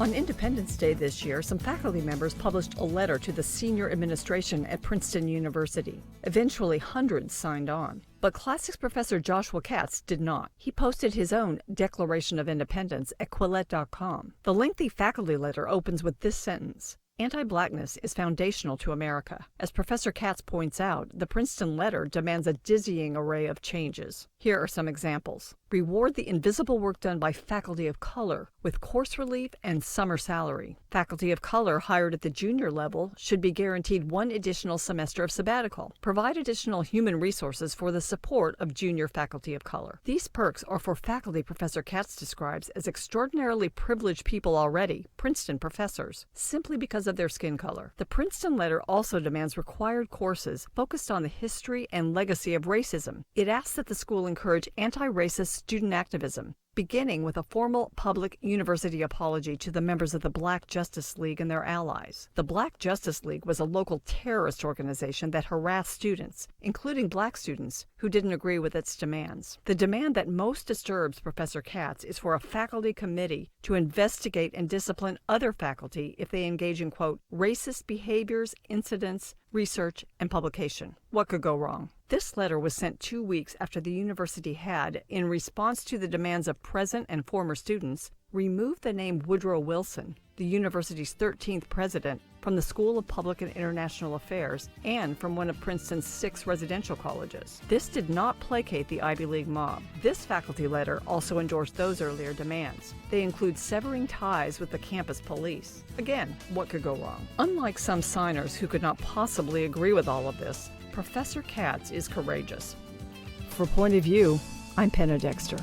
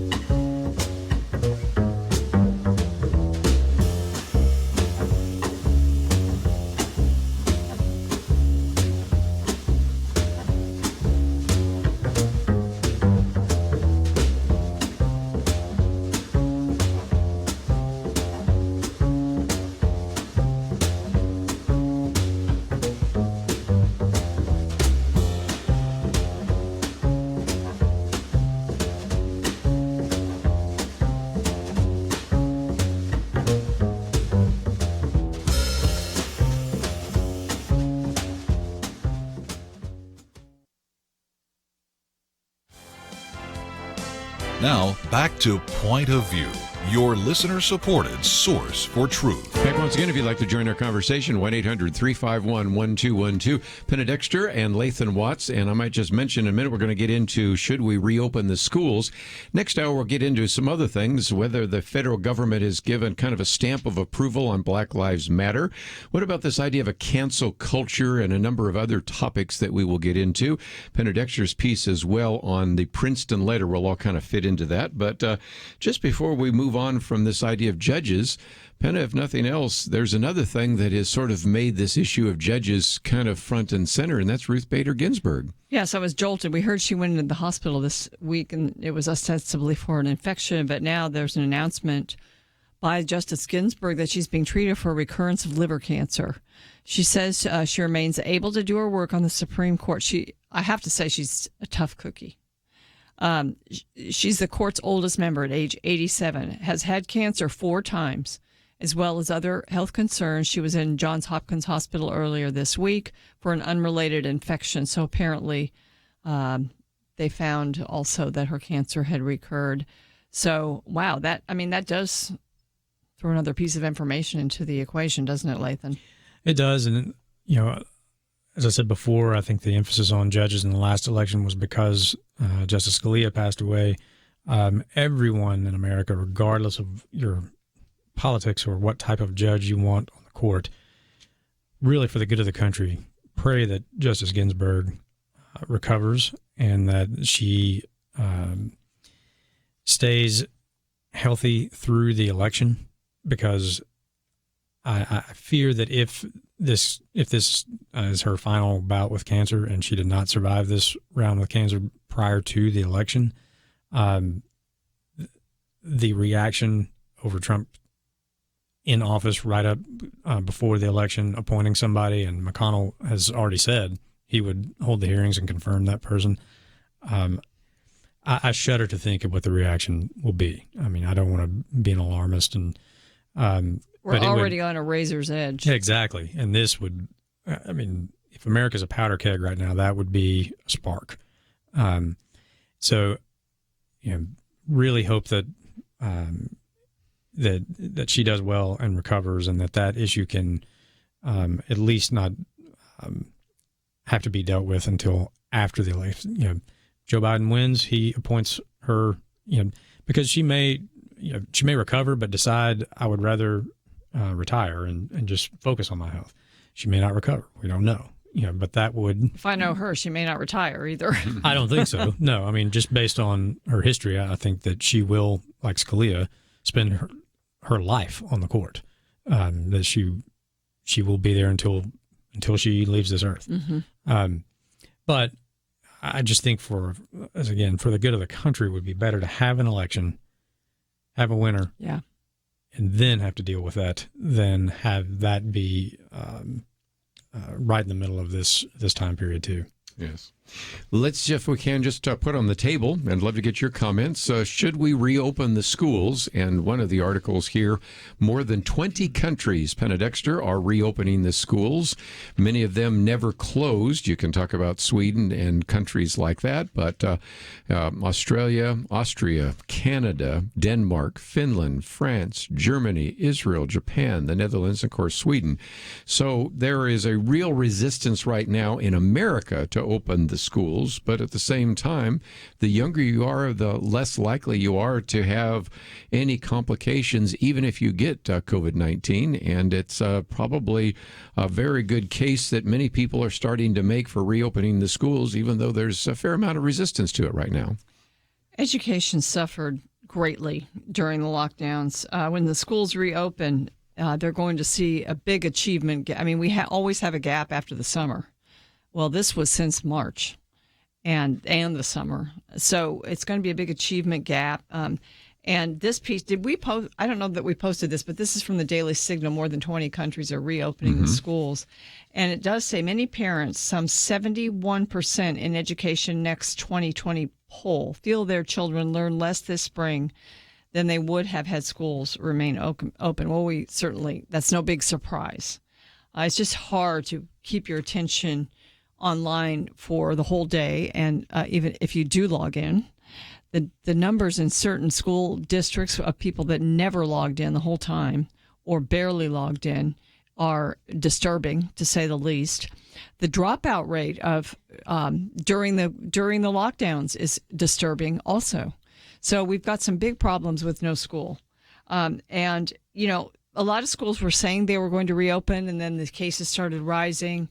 And now they're pulling back on it. School boards are arguing this issue, and so it's kind of the same thing. I think we have to take that background of rising cases, remembering that we expected it, and make a decision that's the best for the country. Yeah, and as you see the numbers of cases, right? Look at also how many of those are children. If this is a decision about school children, then look at the numbers related to school children. Children are the least likely to get it.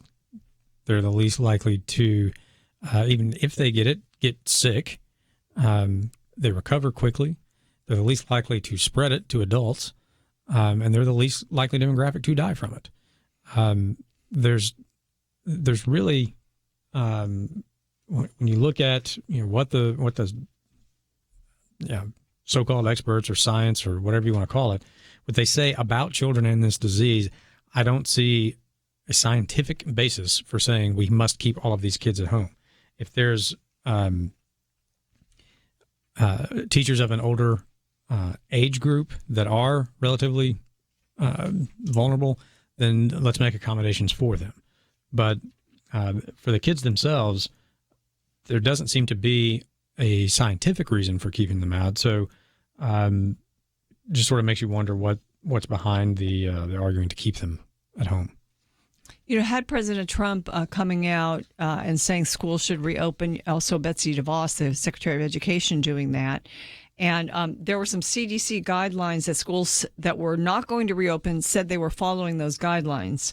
So the CDC had to clarify what their guidelines were. It was more, actually, the CDC director, when he was pressed about it, he said, never, even at the beginning of COVID, did they recommend that schools close. It was not a CDC recommendation to close schools in the first place. They did make other recommendations about the safety of schools, but schools decided on their own, and states and localities, that they were going to close. It happened in the panic at the beginning, and I think a lot of us agreed with that they should close. But we know a lot more now. And we know that children, not only do they not get the COVID badly when they do get it, they don't get it at great rates. They don't spread it at great rates. And even some experts have been saying now they're a break on the virus, that sometimes it stops with them. And they're not, we all were worried they were going to spread it to their grandparents. Remember that? Mm-hmm. That's not happening. Well, again, they're sick. You can put desks 6 feet apart, stagger the class periods, wear face masks, all sorts of things, right? Yeah, there's things that you can do, obviously. But it's just like Penna was saying, they're the least likely demographic to spread it to adults. Even adults in their own family, kids who had it and were staying at home, did not spread it to mom and dad. So, yeah, I think there are ways to get this done, and it needs to get done. Yes. We're going to take a break, and let me just mention that one of the action items we gave for you today, one bill, one subject, and it's something we've talked about before. Senator Rand Paul in the Senate and Representative Andy Biggs introducing one bill, one subject, and it's an action item that we gave to you, and you can contact your 2 senators and your representative. But also, I'd love to get your thoughts. Do you think it is time to open the schools? You got a couple of grandparents and a parent here, and we think it makes some sense, but maybe you agree or disagree. So if you'd like to join us, 1-800-351-1212. Should we open the schools or leave them closed and teach virtually? We'll be back right after this. A couple of weeks ago, Point of View and you were presented with a challenge. It was a welcome challenge, but a challenge nonetheless.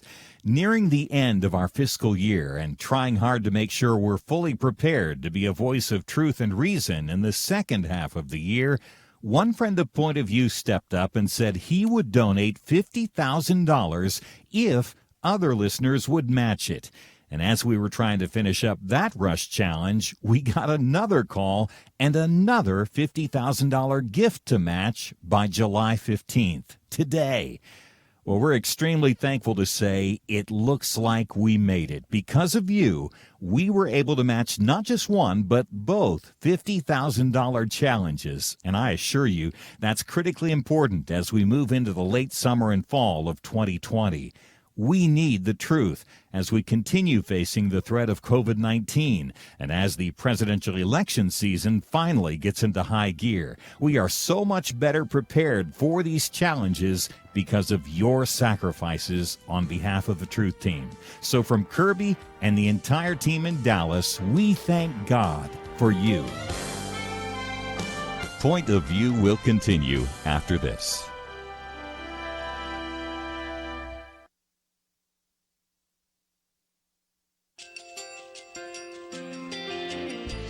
I just want to thank you so much for all the wonderful programming you have.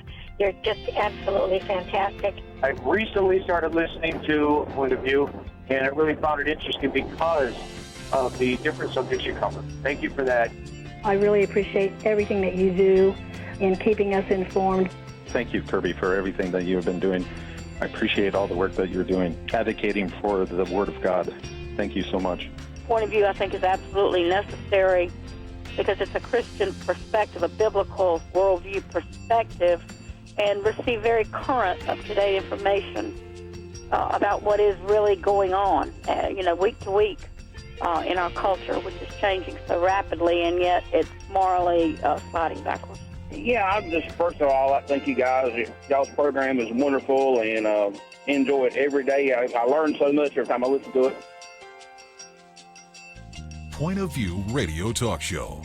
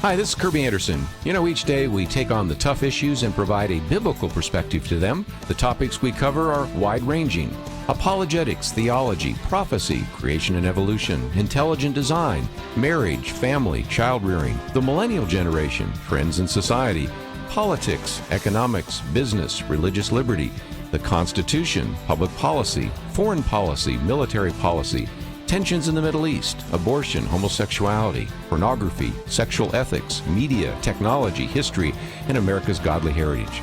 We talk about anything that affects your faith, your family, or your freedom. So don't go anywhere, because Point of View continues right now.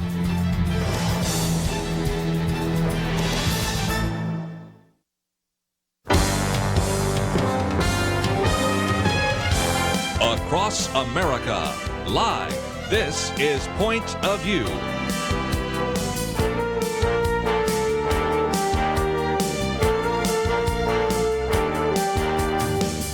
And now, Kerby Anderson. If you'd like to join our conversation, 1-800-351-1212. Weekend edition. This hour we're going to get into a little bit more. Government approval of Black Lives Matter. What does that mean? In particular, this idea of the cancel culture. Penna Dexter has a very good piece on the Princeton letter that all come together.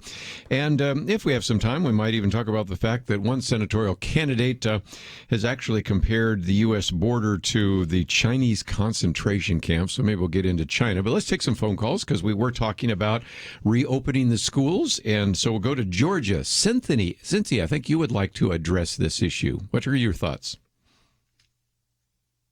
I just had a question for the persons that are having the discussion, and just wanted to know, first off, if any of them had any children, school-age children that would be going or re-entering the school system. Yes, ma'am. I have 2 daughters that will be freshmen and junior in high school. Oh, okay, very good. And the other thing I was interested to know is, okay, I know that with the discussion it was noted that the children are less likely to be the young ones that are affected or have symptoms, whatever, from the virus. But the concern, I think, would be for the teachers, because the children will not be teaching children, so there will be older persons who may be in that category that could contract the virus if the children are asymptomatic. So that was another concern. Right. So asymptomatic carriers of all ages are less likely to pass it on, first of all. Which is something we didn't know back at the beginning. Right, exactly. And when we first started testing, we would only test people who had symptoms. So that's another reason why you're seeing number of cases go up. So asymptomatic people of all ages are less likely to pass it on to anyone. The average age of the teacher in America is early 40s, so that age group is not particularly vulnerable. 80% of the teachers in America are under 55, so they're not in that high-risk category of elderly. But if a teacher is in that category, that's what I said before, then you can find ways to accommodate them. Plastic, face shields, plexiglass. Certainly. All sorts of things. Certainly. And maybe even virtual learning in that respect. Yeah, right? Absolutely. They could teach some classes online to the group of kids that are in school. Yeah. Certainly. And children are the least likely demographic to pass on the virus to adults. Mm-hmm. And even children who were symptomatic, not even asymptomatic, had the symptoms and were confined at home with their parents, rarely passed it on to their parents. So is there any scenario that's risk-free? No. But based on what we know, I do not see a reason to keep however many, I don't know the number, millions and millions of school kids at home. Mm-hmm. There are, 20-something other countries right, who either never shut down these schools or who have reopened them. So you have some data from them. You have examples of what they're doing. We can do this, and I think we should. The pediatrician for a couple of my grandkids, even early on in the pandemic, said, I wish children weren't going to be isolated during the summer. They need to be building up their immunities. They need to be out doing things, and they're isolated at home. It's actually going to be bad for their health. It's bad for the children academically. It's bad for their futures. It's bad for our economy. Parents will now, if their kids are in school, be able to make other plans to go back to work or work more efficiently from home. Not educating children for this long of a period of time, especially when we're seeing now the numbers and how they really don't spread it to any great degree. They aren't getting it. Well, the Wall Street Journal reported a number that was crazy. According to the Centers for Disease Control and Prevention, 30 children under age 15 have died from COVID. That's in the whole country. And those kids probably had something that would have caused the virus to affect them in a worse way.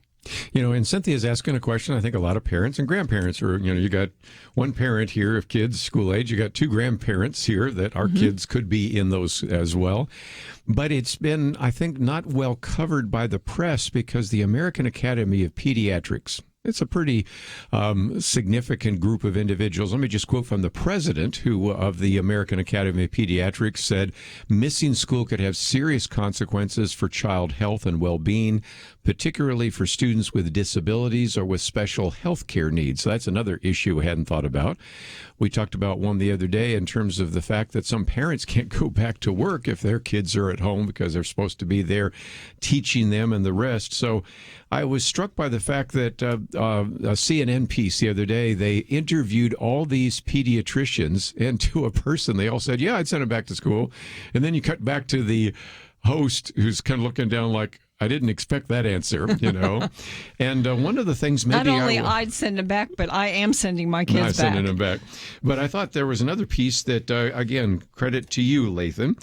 There was a very good interview that was done with Dr. Scott Atlas. We've quoted him before. He's at Stanford Medical Center and all the rest.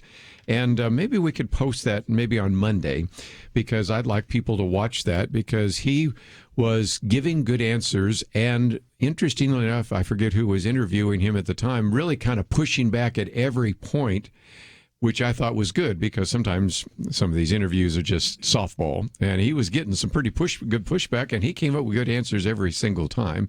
And I was just thinking, and Lathan, I think you had said that, why am I not seeing this anywhere else? And it's almost like, well, Donald Trump and the Secretary of Education, Betsy DeVos, said the kids have to go to school. So for that reason, we're all against the idea. And instead of thinking about what might be in the best interest of these students. Yeah, it was a really eye-opening interview when I saw it. I didn't see it when it first happened, when it was live on the air. But I think I heard somebody on the radio talking about it. And so I went and found it and I watched it and then sent it to you. He was like, this is fascinating. And it was the same thing. Like, why is this the first time I've heard this? And it was, he obviously has scientific background and access to data that, and the time to comb through it all. It was sort of kind of confirming to me sort of what I thought. This sort of makes sense to me in the abstract, but he had, looked at the science and said, if you say you're going to follow the science, there's no reason to keep kids at home. Are there exceptions to every general rule? Sure. A kid that has some underlying condition, that kid may need to stay at home. Or an elderly teacher, sure, we might have to find ways to accommodate them. But for the most part, if you're going to rely on the science says there's no reason to keep schools closed. The schools have now begun doing online educating, so that online option can always be there for those kids who their parents feel they're at risk, or maybe they get sick that day. They could still do a little bit of school, so that would be a boost to what we had before. So that option is there, and that's one, I guess, silver lining from this, that schools have definitely got more robust online capabilities, but that does not replace in-person school. Well, let's take a break, and when we come back, we'll get into some other issues because, first of all, Penna Dexter's piece on the Princeton letter, which I think will then get us into the cancel culture and Black Lives Matter, a couple other issues in the news. And if you would like to join us, 1-800-351-1212. We've got all sorts of articles that you can find on the website. Maybe I'll post that Scott Atlas interview on Monday so people can watch it and come to their own conclusions. We'll be right back.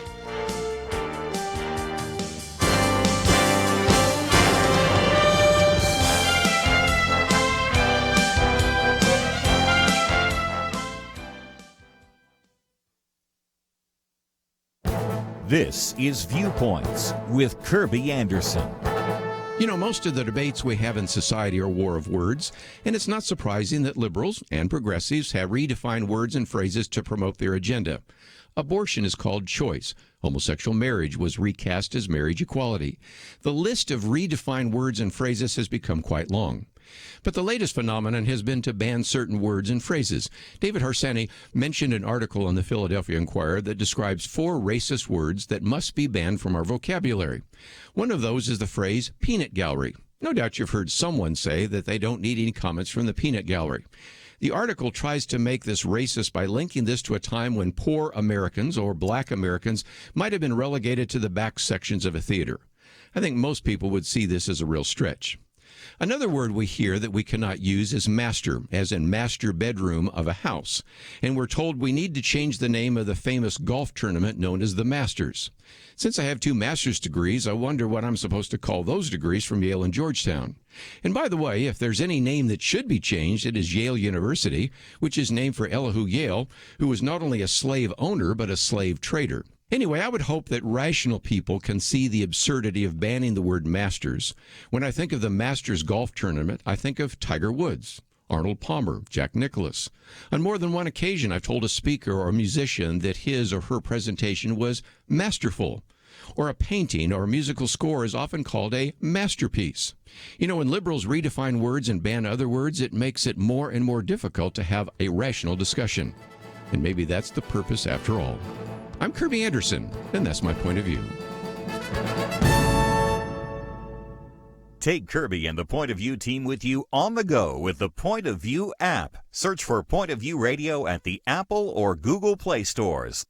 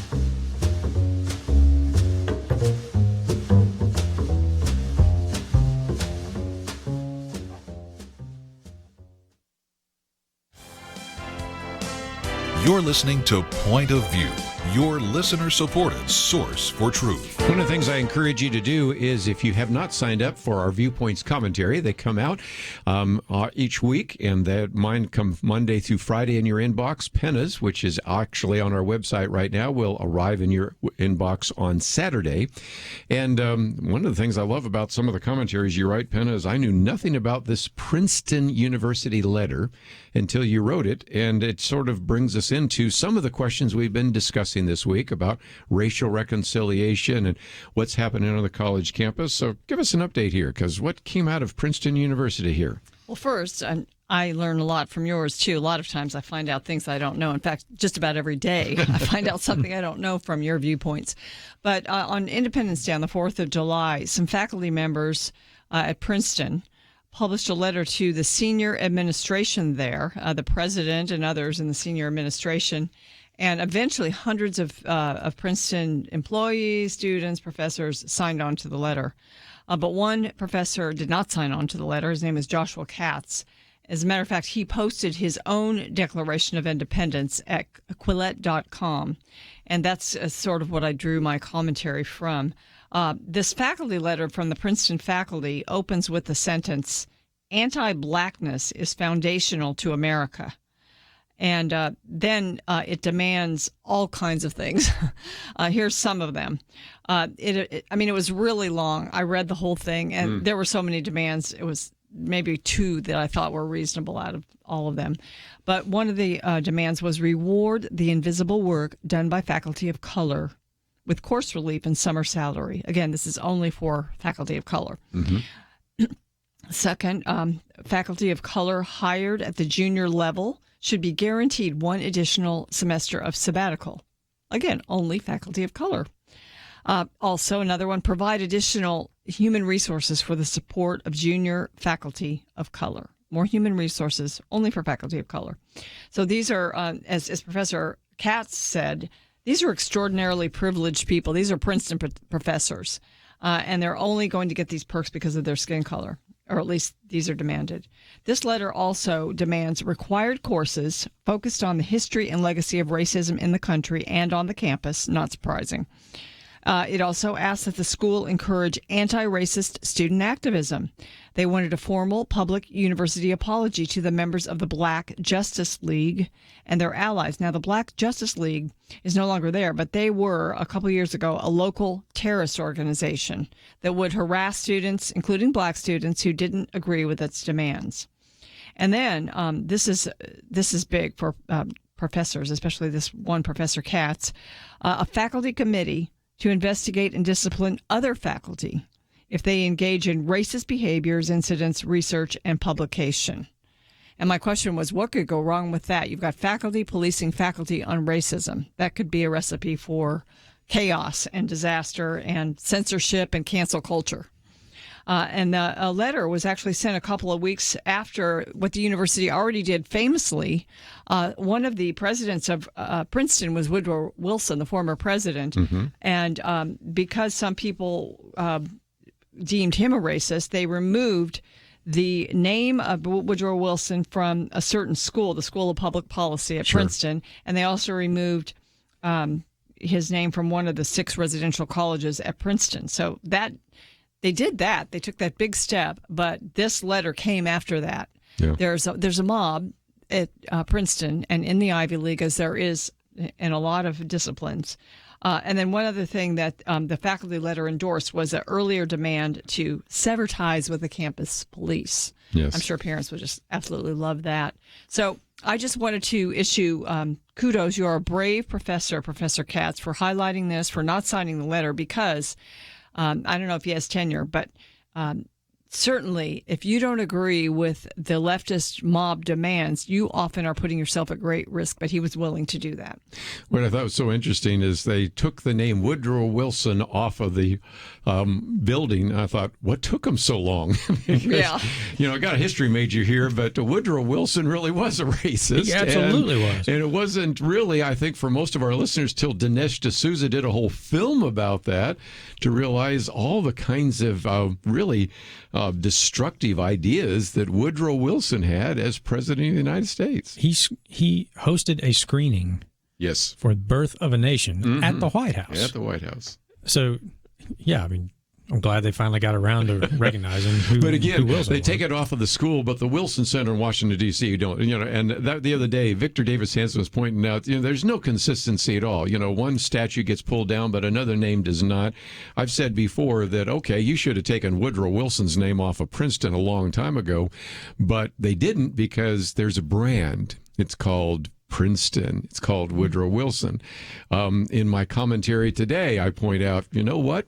If you really wanted to pull a name off, Yale University would be a good one, my alma mater, because after all, Elihu Yale was not just a slave owner, he was a slave trader. Will Yale University change their name? No, they've spent There's a brand. Centuries building a brand. Exactly. So this game gets kind of played all sorts of different ways in that respect. So any thoughts? Yeah, and the other thing about Wilson, regardless of his own personal views and like we said, you look at some of his policies. He is one of 2 people that I point out to my daughters for this, for the rest of your life. Don't ever vote for a professor for president. Just don't do it. Yeah. We've had 2, and they did not work out well from a policy perspective. The Federal Reserve and the income tax. You just go down the list. But when he was done, of course, this is another issue. For a while, he was incapacitated. It's quite likely that his wife ran the presidency. Right? Exactly, and nobody voted for her. Yeah, so here we go. Nobody votes for the something to think about this time when you're not so sure how lucid Joe Biden is, right? That's exactly right. I mean, I think that's part of the dangers of his candidacy, and from a campaign perspective, I mean, when I watch campaigns, I kind of watch them probably from a little bit different perspective than some folks, having worked on the inside of some of those things. And one of the dangers of his candidacy, and one of the things that campaign is going to have to figure out a way to address, is that there will be people who may not like Trump on a personal level, might not even like all of his policies, who will look at the Joe Biden campaign and go, yeah, but this guy is clearly not going to be running the country. So who is? And who is? Yeah. And I don't get to vote on that. Yeah. If I vote for this guy, because I only get to vote for him. And if I don't know who's actually going to be running things when this guy is supposed to be running things, I don't know that I can vote for that guy. Now, they might not vote for Trump. They might just stay home. Who knows? But that is going to be a factor in this election, for sure. Maybe they'll make a list like they did of the Supreme Court nominees. These are the people that will actually run the country. Exactly. Yeah. Just before we take a break, I want to take one more phone call because, we're talking about the schools here, and Kay reminds us of when she went to school, what she had to address. And so calling in from Missouri, KNEO. Kay, thank you for joining us today. You're welcome. I'm old, so therefore we had polio when I was going to school, but I don't remember we never shut down anything. We continued to go to school, and they didn't really understand what was going on and where it was coming from. Polio was, it took them a while to figure it out.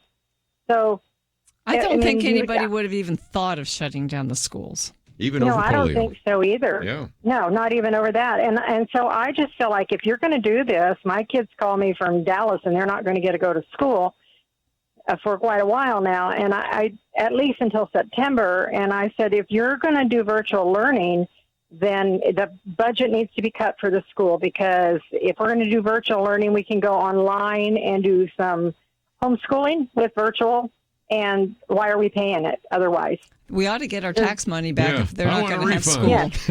I want a refund if that's what they're going to continue to do. That's right. That's how I feel. Very good. Well, thank you for calling in. And it's just a reminder, as I've said before, how did we survive all this? Most of us rode our bikes and we didn't have bike helmets. And most of us jumped out of trees and occasionally get a sprained ankle or something like that. And it's amazing we survived it all. I clearly remember. So I'm from Northeast Arkansas, right? Yeah. We grow cotton, rice, and mosquitoes in Northeast Arkansas. Yeah.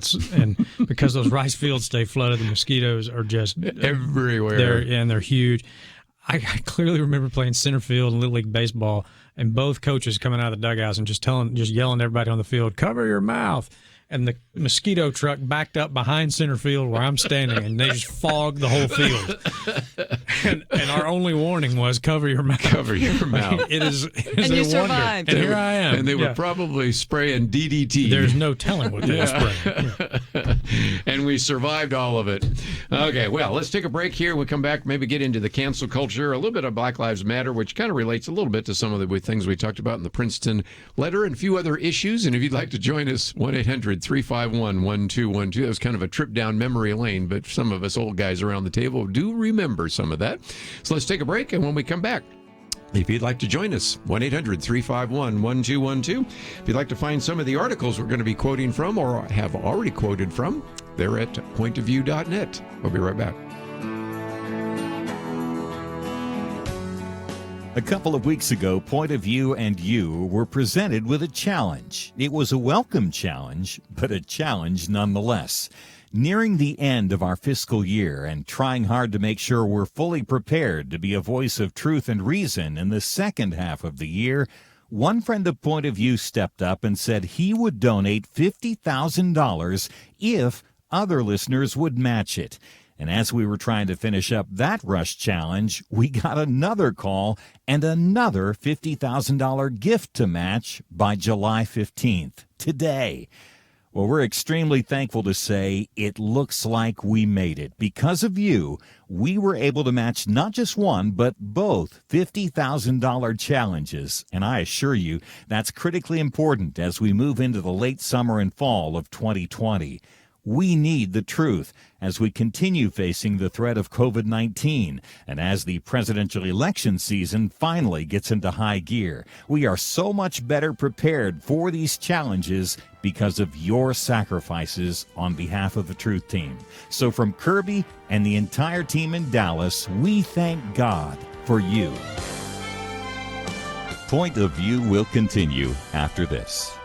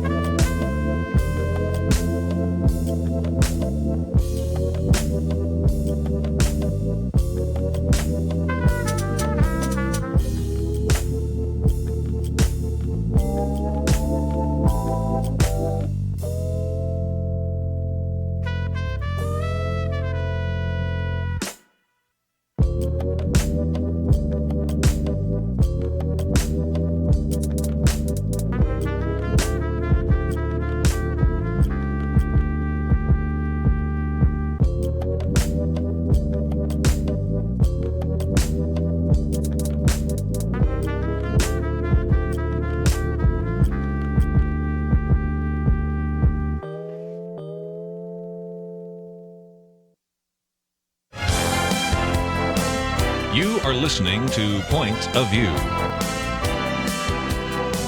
The opinions expressed on Point of View do not necessarily reflect the views of the management or staff of this station.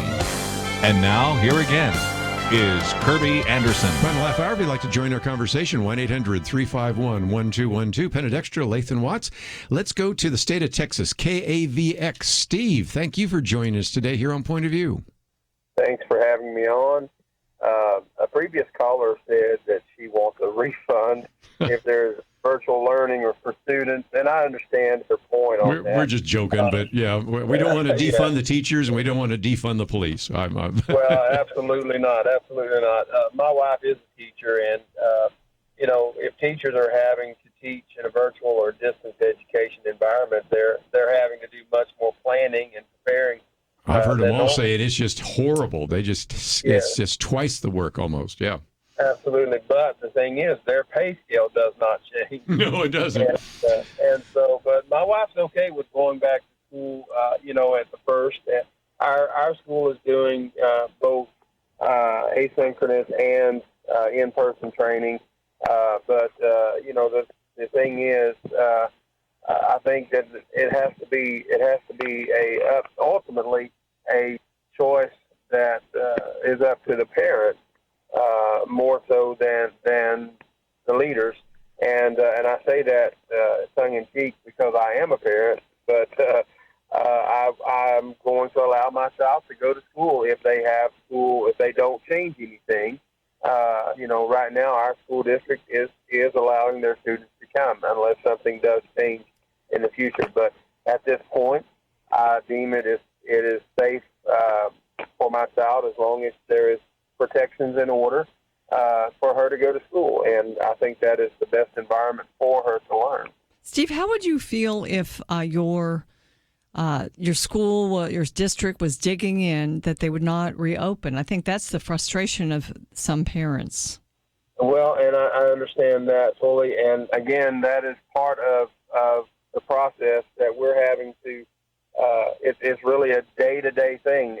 My wife received an email the other day that states at this point we are going to go forward with the plan that we have established.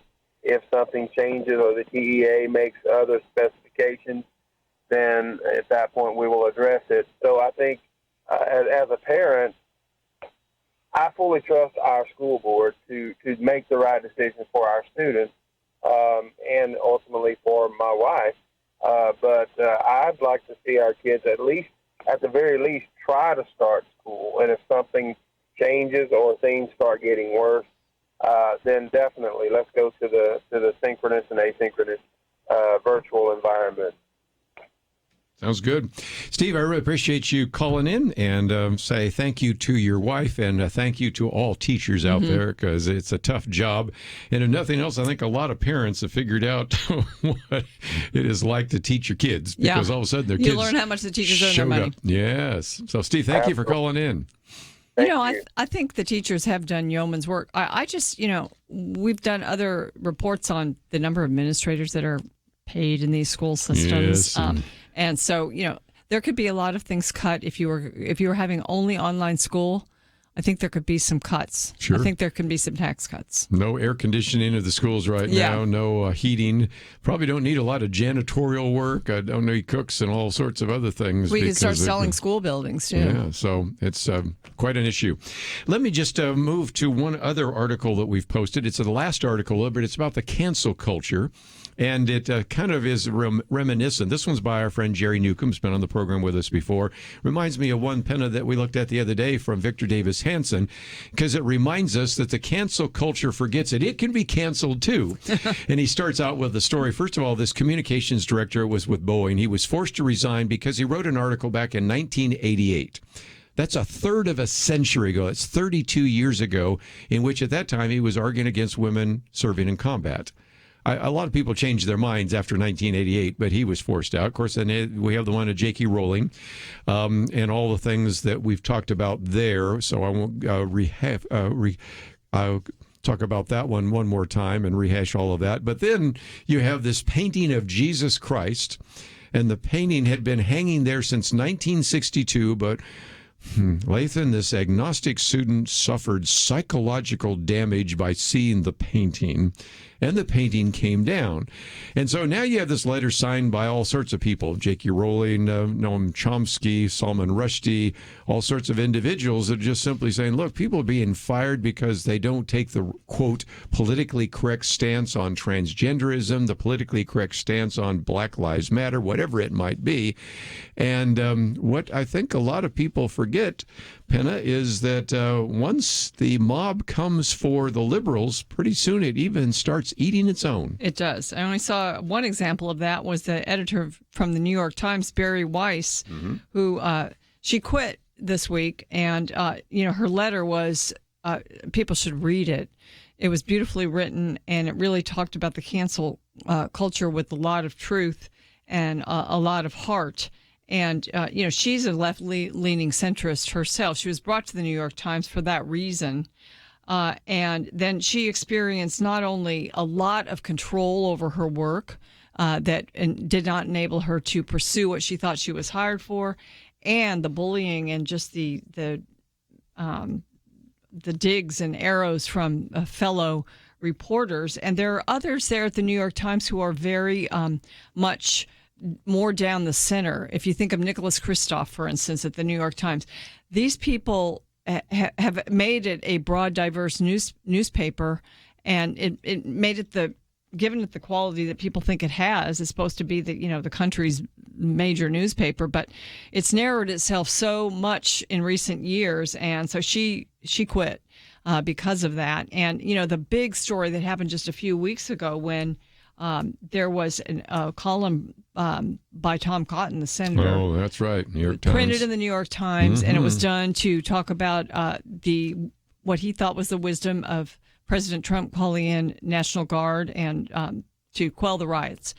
And all of a sudden, a bunch of people at the Times, the far left there, was just up in arms about it. The editor that allowed it to happen was he had ended up quitting. He was the boss of Barry Weiss. So that the New York Times is experiencing the cancel culture. Some leftists or fairly liberal people are actually being hurt, and they're now fighting back. And the same letter that you mentioned with J.K. Rowling and the others, it's just the same thing. They're far left people who are complaining because things are just getting unfair out there. Yes.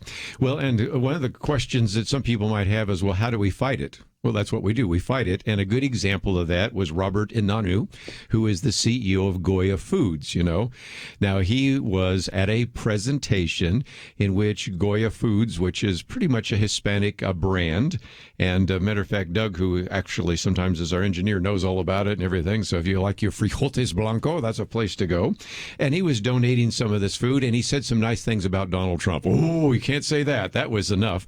And first of all, Robert Inanu said, wait a minute, I said some of the same things about Barack Obama and Michelle Obama, and you didn't see anybody on the conservative side canceling me and wanting to have a boycott. So why are you doing this? Well, then everybody jumped in and said, you know what?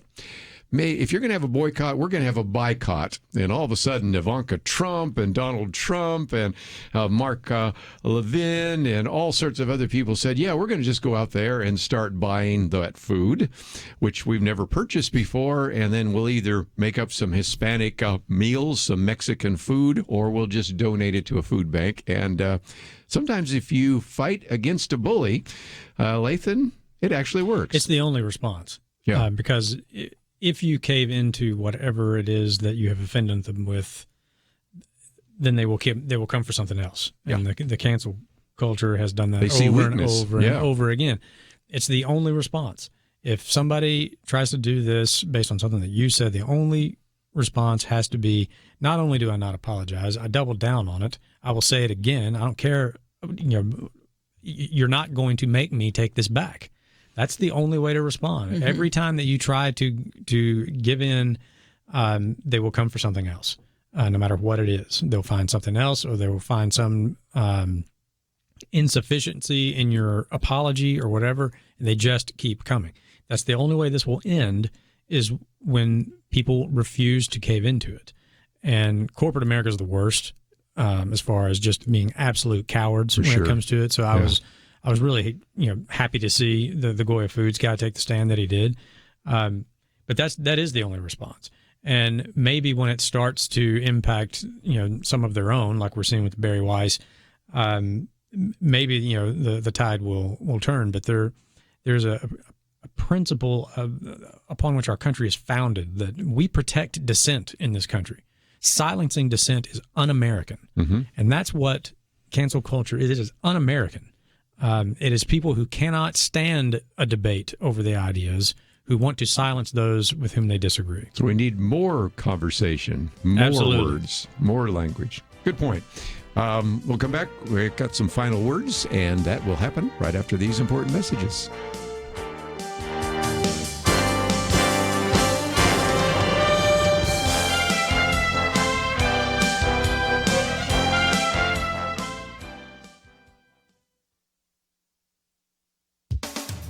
On Independence Day this year, some faculty members published a letter to the senior administration at Princeton University. Eventually, hundreds signed on. But classics professor Joshua Katz did not. He posted his own Declaration of Independence at Quillette.com. The lengthy faculty letter opens with this sentence: "Anti-blackness is foundational to America. As Professor Katz points out, the Princeton letter demands a dizzying array of changes. Here are some examples. Reward the invisible work done by faculty of color with course relief and summer salary. Faculty of color hired at the junior level should be guaranteed 1 additional semester of sabbatical. Provide additional human resources for the support of junior faculty of color. These perks are for faculty Professor Katz describes as extraordinarily privileged people already, Princeton professors, simply because of their skin color. The Princeton letter also demands required courses focused on the history and legacy of racism. It asks that the school encourage anti-racist student activism, beginning with a formal public university apology to the members of the Black Justice League and their allies. The Black Justice League was a local terrorist organization that harassed students, including black students, who didn't agree with its demands. The demand that most disturbs Professor Katz is for a faculty committee to investigate and discipline other faculty if they engage in, quote, racist behaviors, incidents, research, and publication. What could go wrong? This letter was sent 2 weeks after the university had, in response to the demands of present and former students,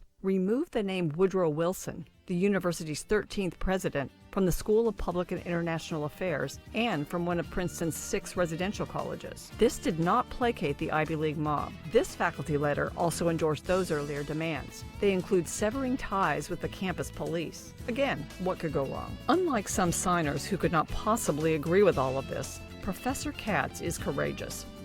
For Point of View, I'm Penna Dexter.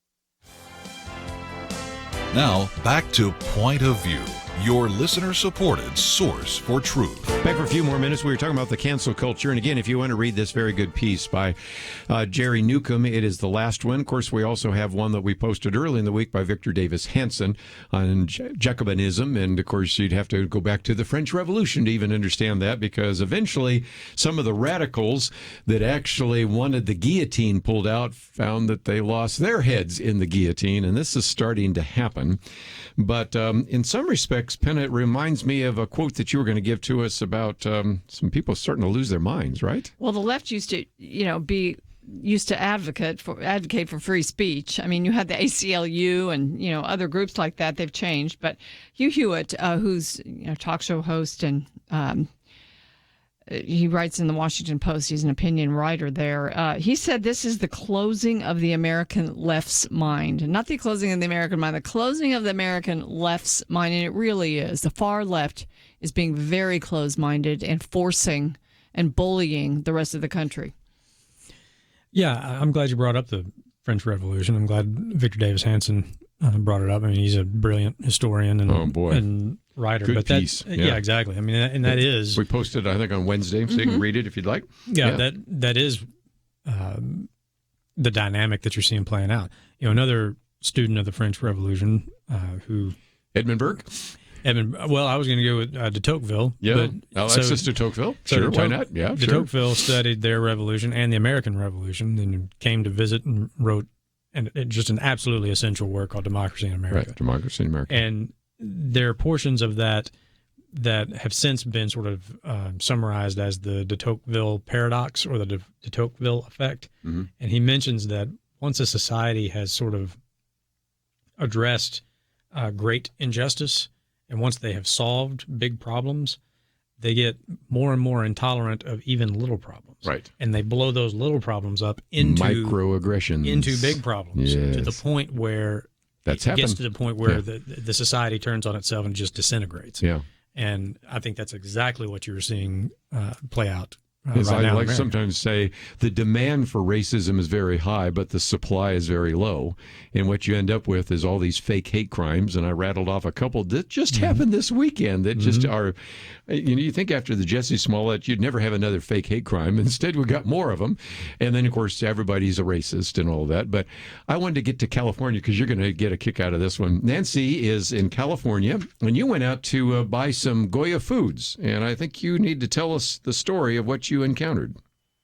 Yes, I sure did. And I'll just tell you, I've been listening to this program since Marlon Maddox, since the very first time I called, but I got so excited because I wanted to jump in on this Goya bean thing. And actually, I went to the grocery store, a major chain grocery store this morning, and thought, I'm going to go buy some Goya products. And the shelves were almost empty. Great. I've seen some pictures people have posted on Facebook saying there's nothing left. So, the boycott has done a lot better than the boycott. Wouldn't you think? So that's been kind of fun. Yes, it's been really fun, and I'm so glad I could support something like this. Well, thank you. And, Penna, we are the old ones around the table here. Maybe I'm older, but nevertheless, we remember the days when people listening to Marlon Maddox was here, and we still get people calling in saying, I remember when Marlon Maddox was the host back in the 1980s and 1990s and the 2000s, and so it's just fun to hear from somebody like Nancy. Yes, it is. It is. Yeah. It's fun. Let me just real quickly, since we're talking about the cancel culture, be slightly critical of the Smithsonian. Now, to be honest, I have been a supporter of the Smithsonian. I go through the Smithsonian. There have been a lot of dollars I've sent towards the Smithsonian Institute, but the Smithsonian Institute, National Museum of African American History and Culture now are starting to say we want to get rid of all sorts of things that have to do with whiteness. And I first heard about this through Ben Shapiro because he had this little let's play a game. And then Douglas Andrews went into it in more detail. Did this phrase come from David Duke, Grand Wizard, or of the KKK, or from the National Museum of African American History and Culture? And it's just where you start going, okay, whiteness stands for rugged individualism. Okay, whiteness stands for independence and autonomy. Whiteness stands for the nuclear family. Whiteness stands for objective, rational, linear thinking. Whiteness places an emphasis on the scientific method. And I'm just thinking, so if you want to be inclusive, you have to reject the scientific method, you have to reject the nuclear family, you have to reject rationality. And it's not just the Smithsonian where you're seeing this. I'm seeing this out on the streets. I'm seeing this in the universities. And this is a good example, Lathan, of where individuals are benefiting from a Western culture based upon the scientific method and upon free speech and all the rest. And the nuclear family. And they're now destroying it all.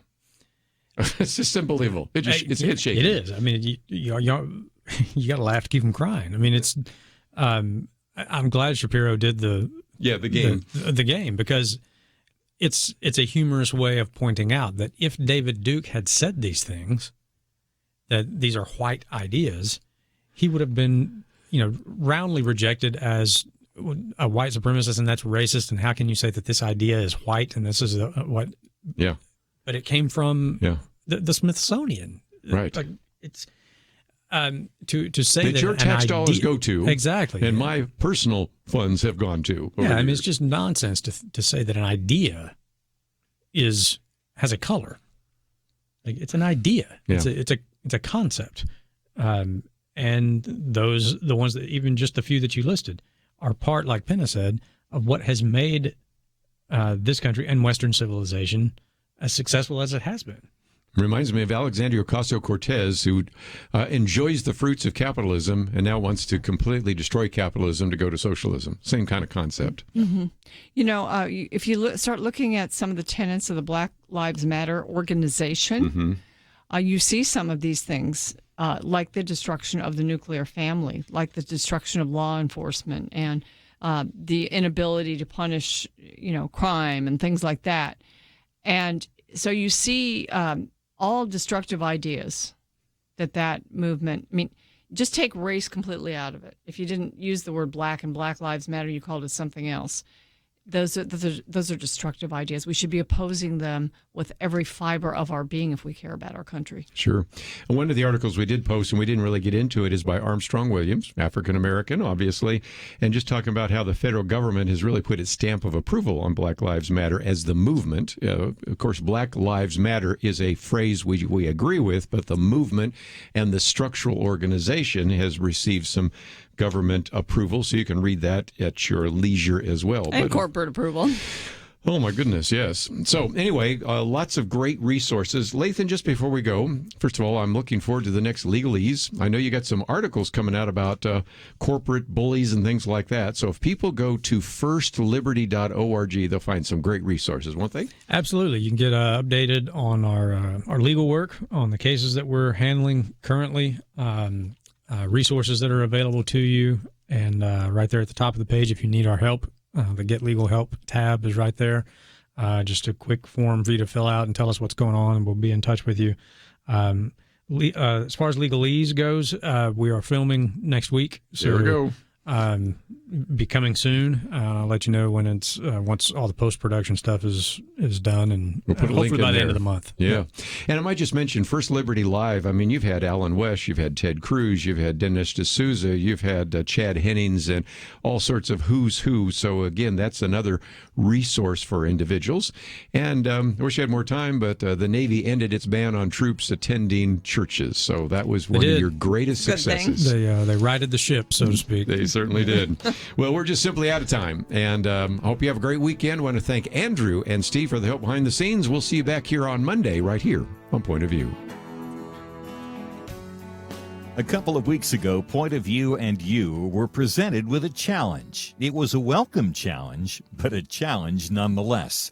Nearing the end of our fiscal year and trying hard to make sure we're fully prepared to be a voice of truth and reason in the second half of the year, one friend of Point of View stepped up and said he would donate $50,000 if other listeners would match it.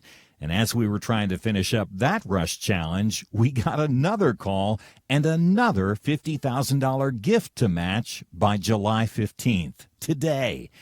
Well, we're extremely thankful to say it looks like we made it. Because of you, we were able to match not just one, but both $50,000 challenges. And I assure you, that's critically important as we move into the late summer and fall of 2020. We need the truth as we continue facing the threat of COVID-19 and as the presidential election season finally gets into high gear. We are so much better prepared for these challenges because of your sacrifices on behalf of the Truth Team. So from Kerby and the entire team in Dallas, we thank God for you.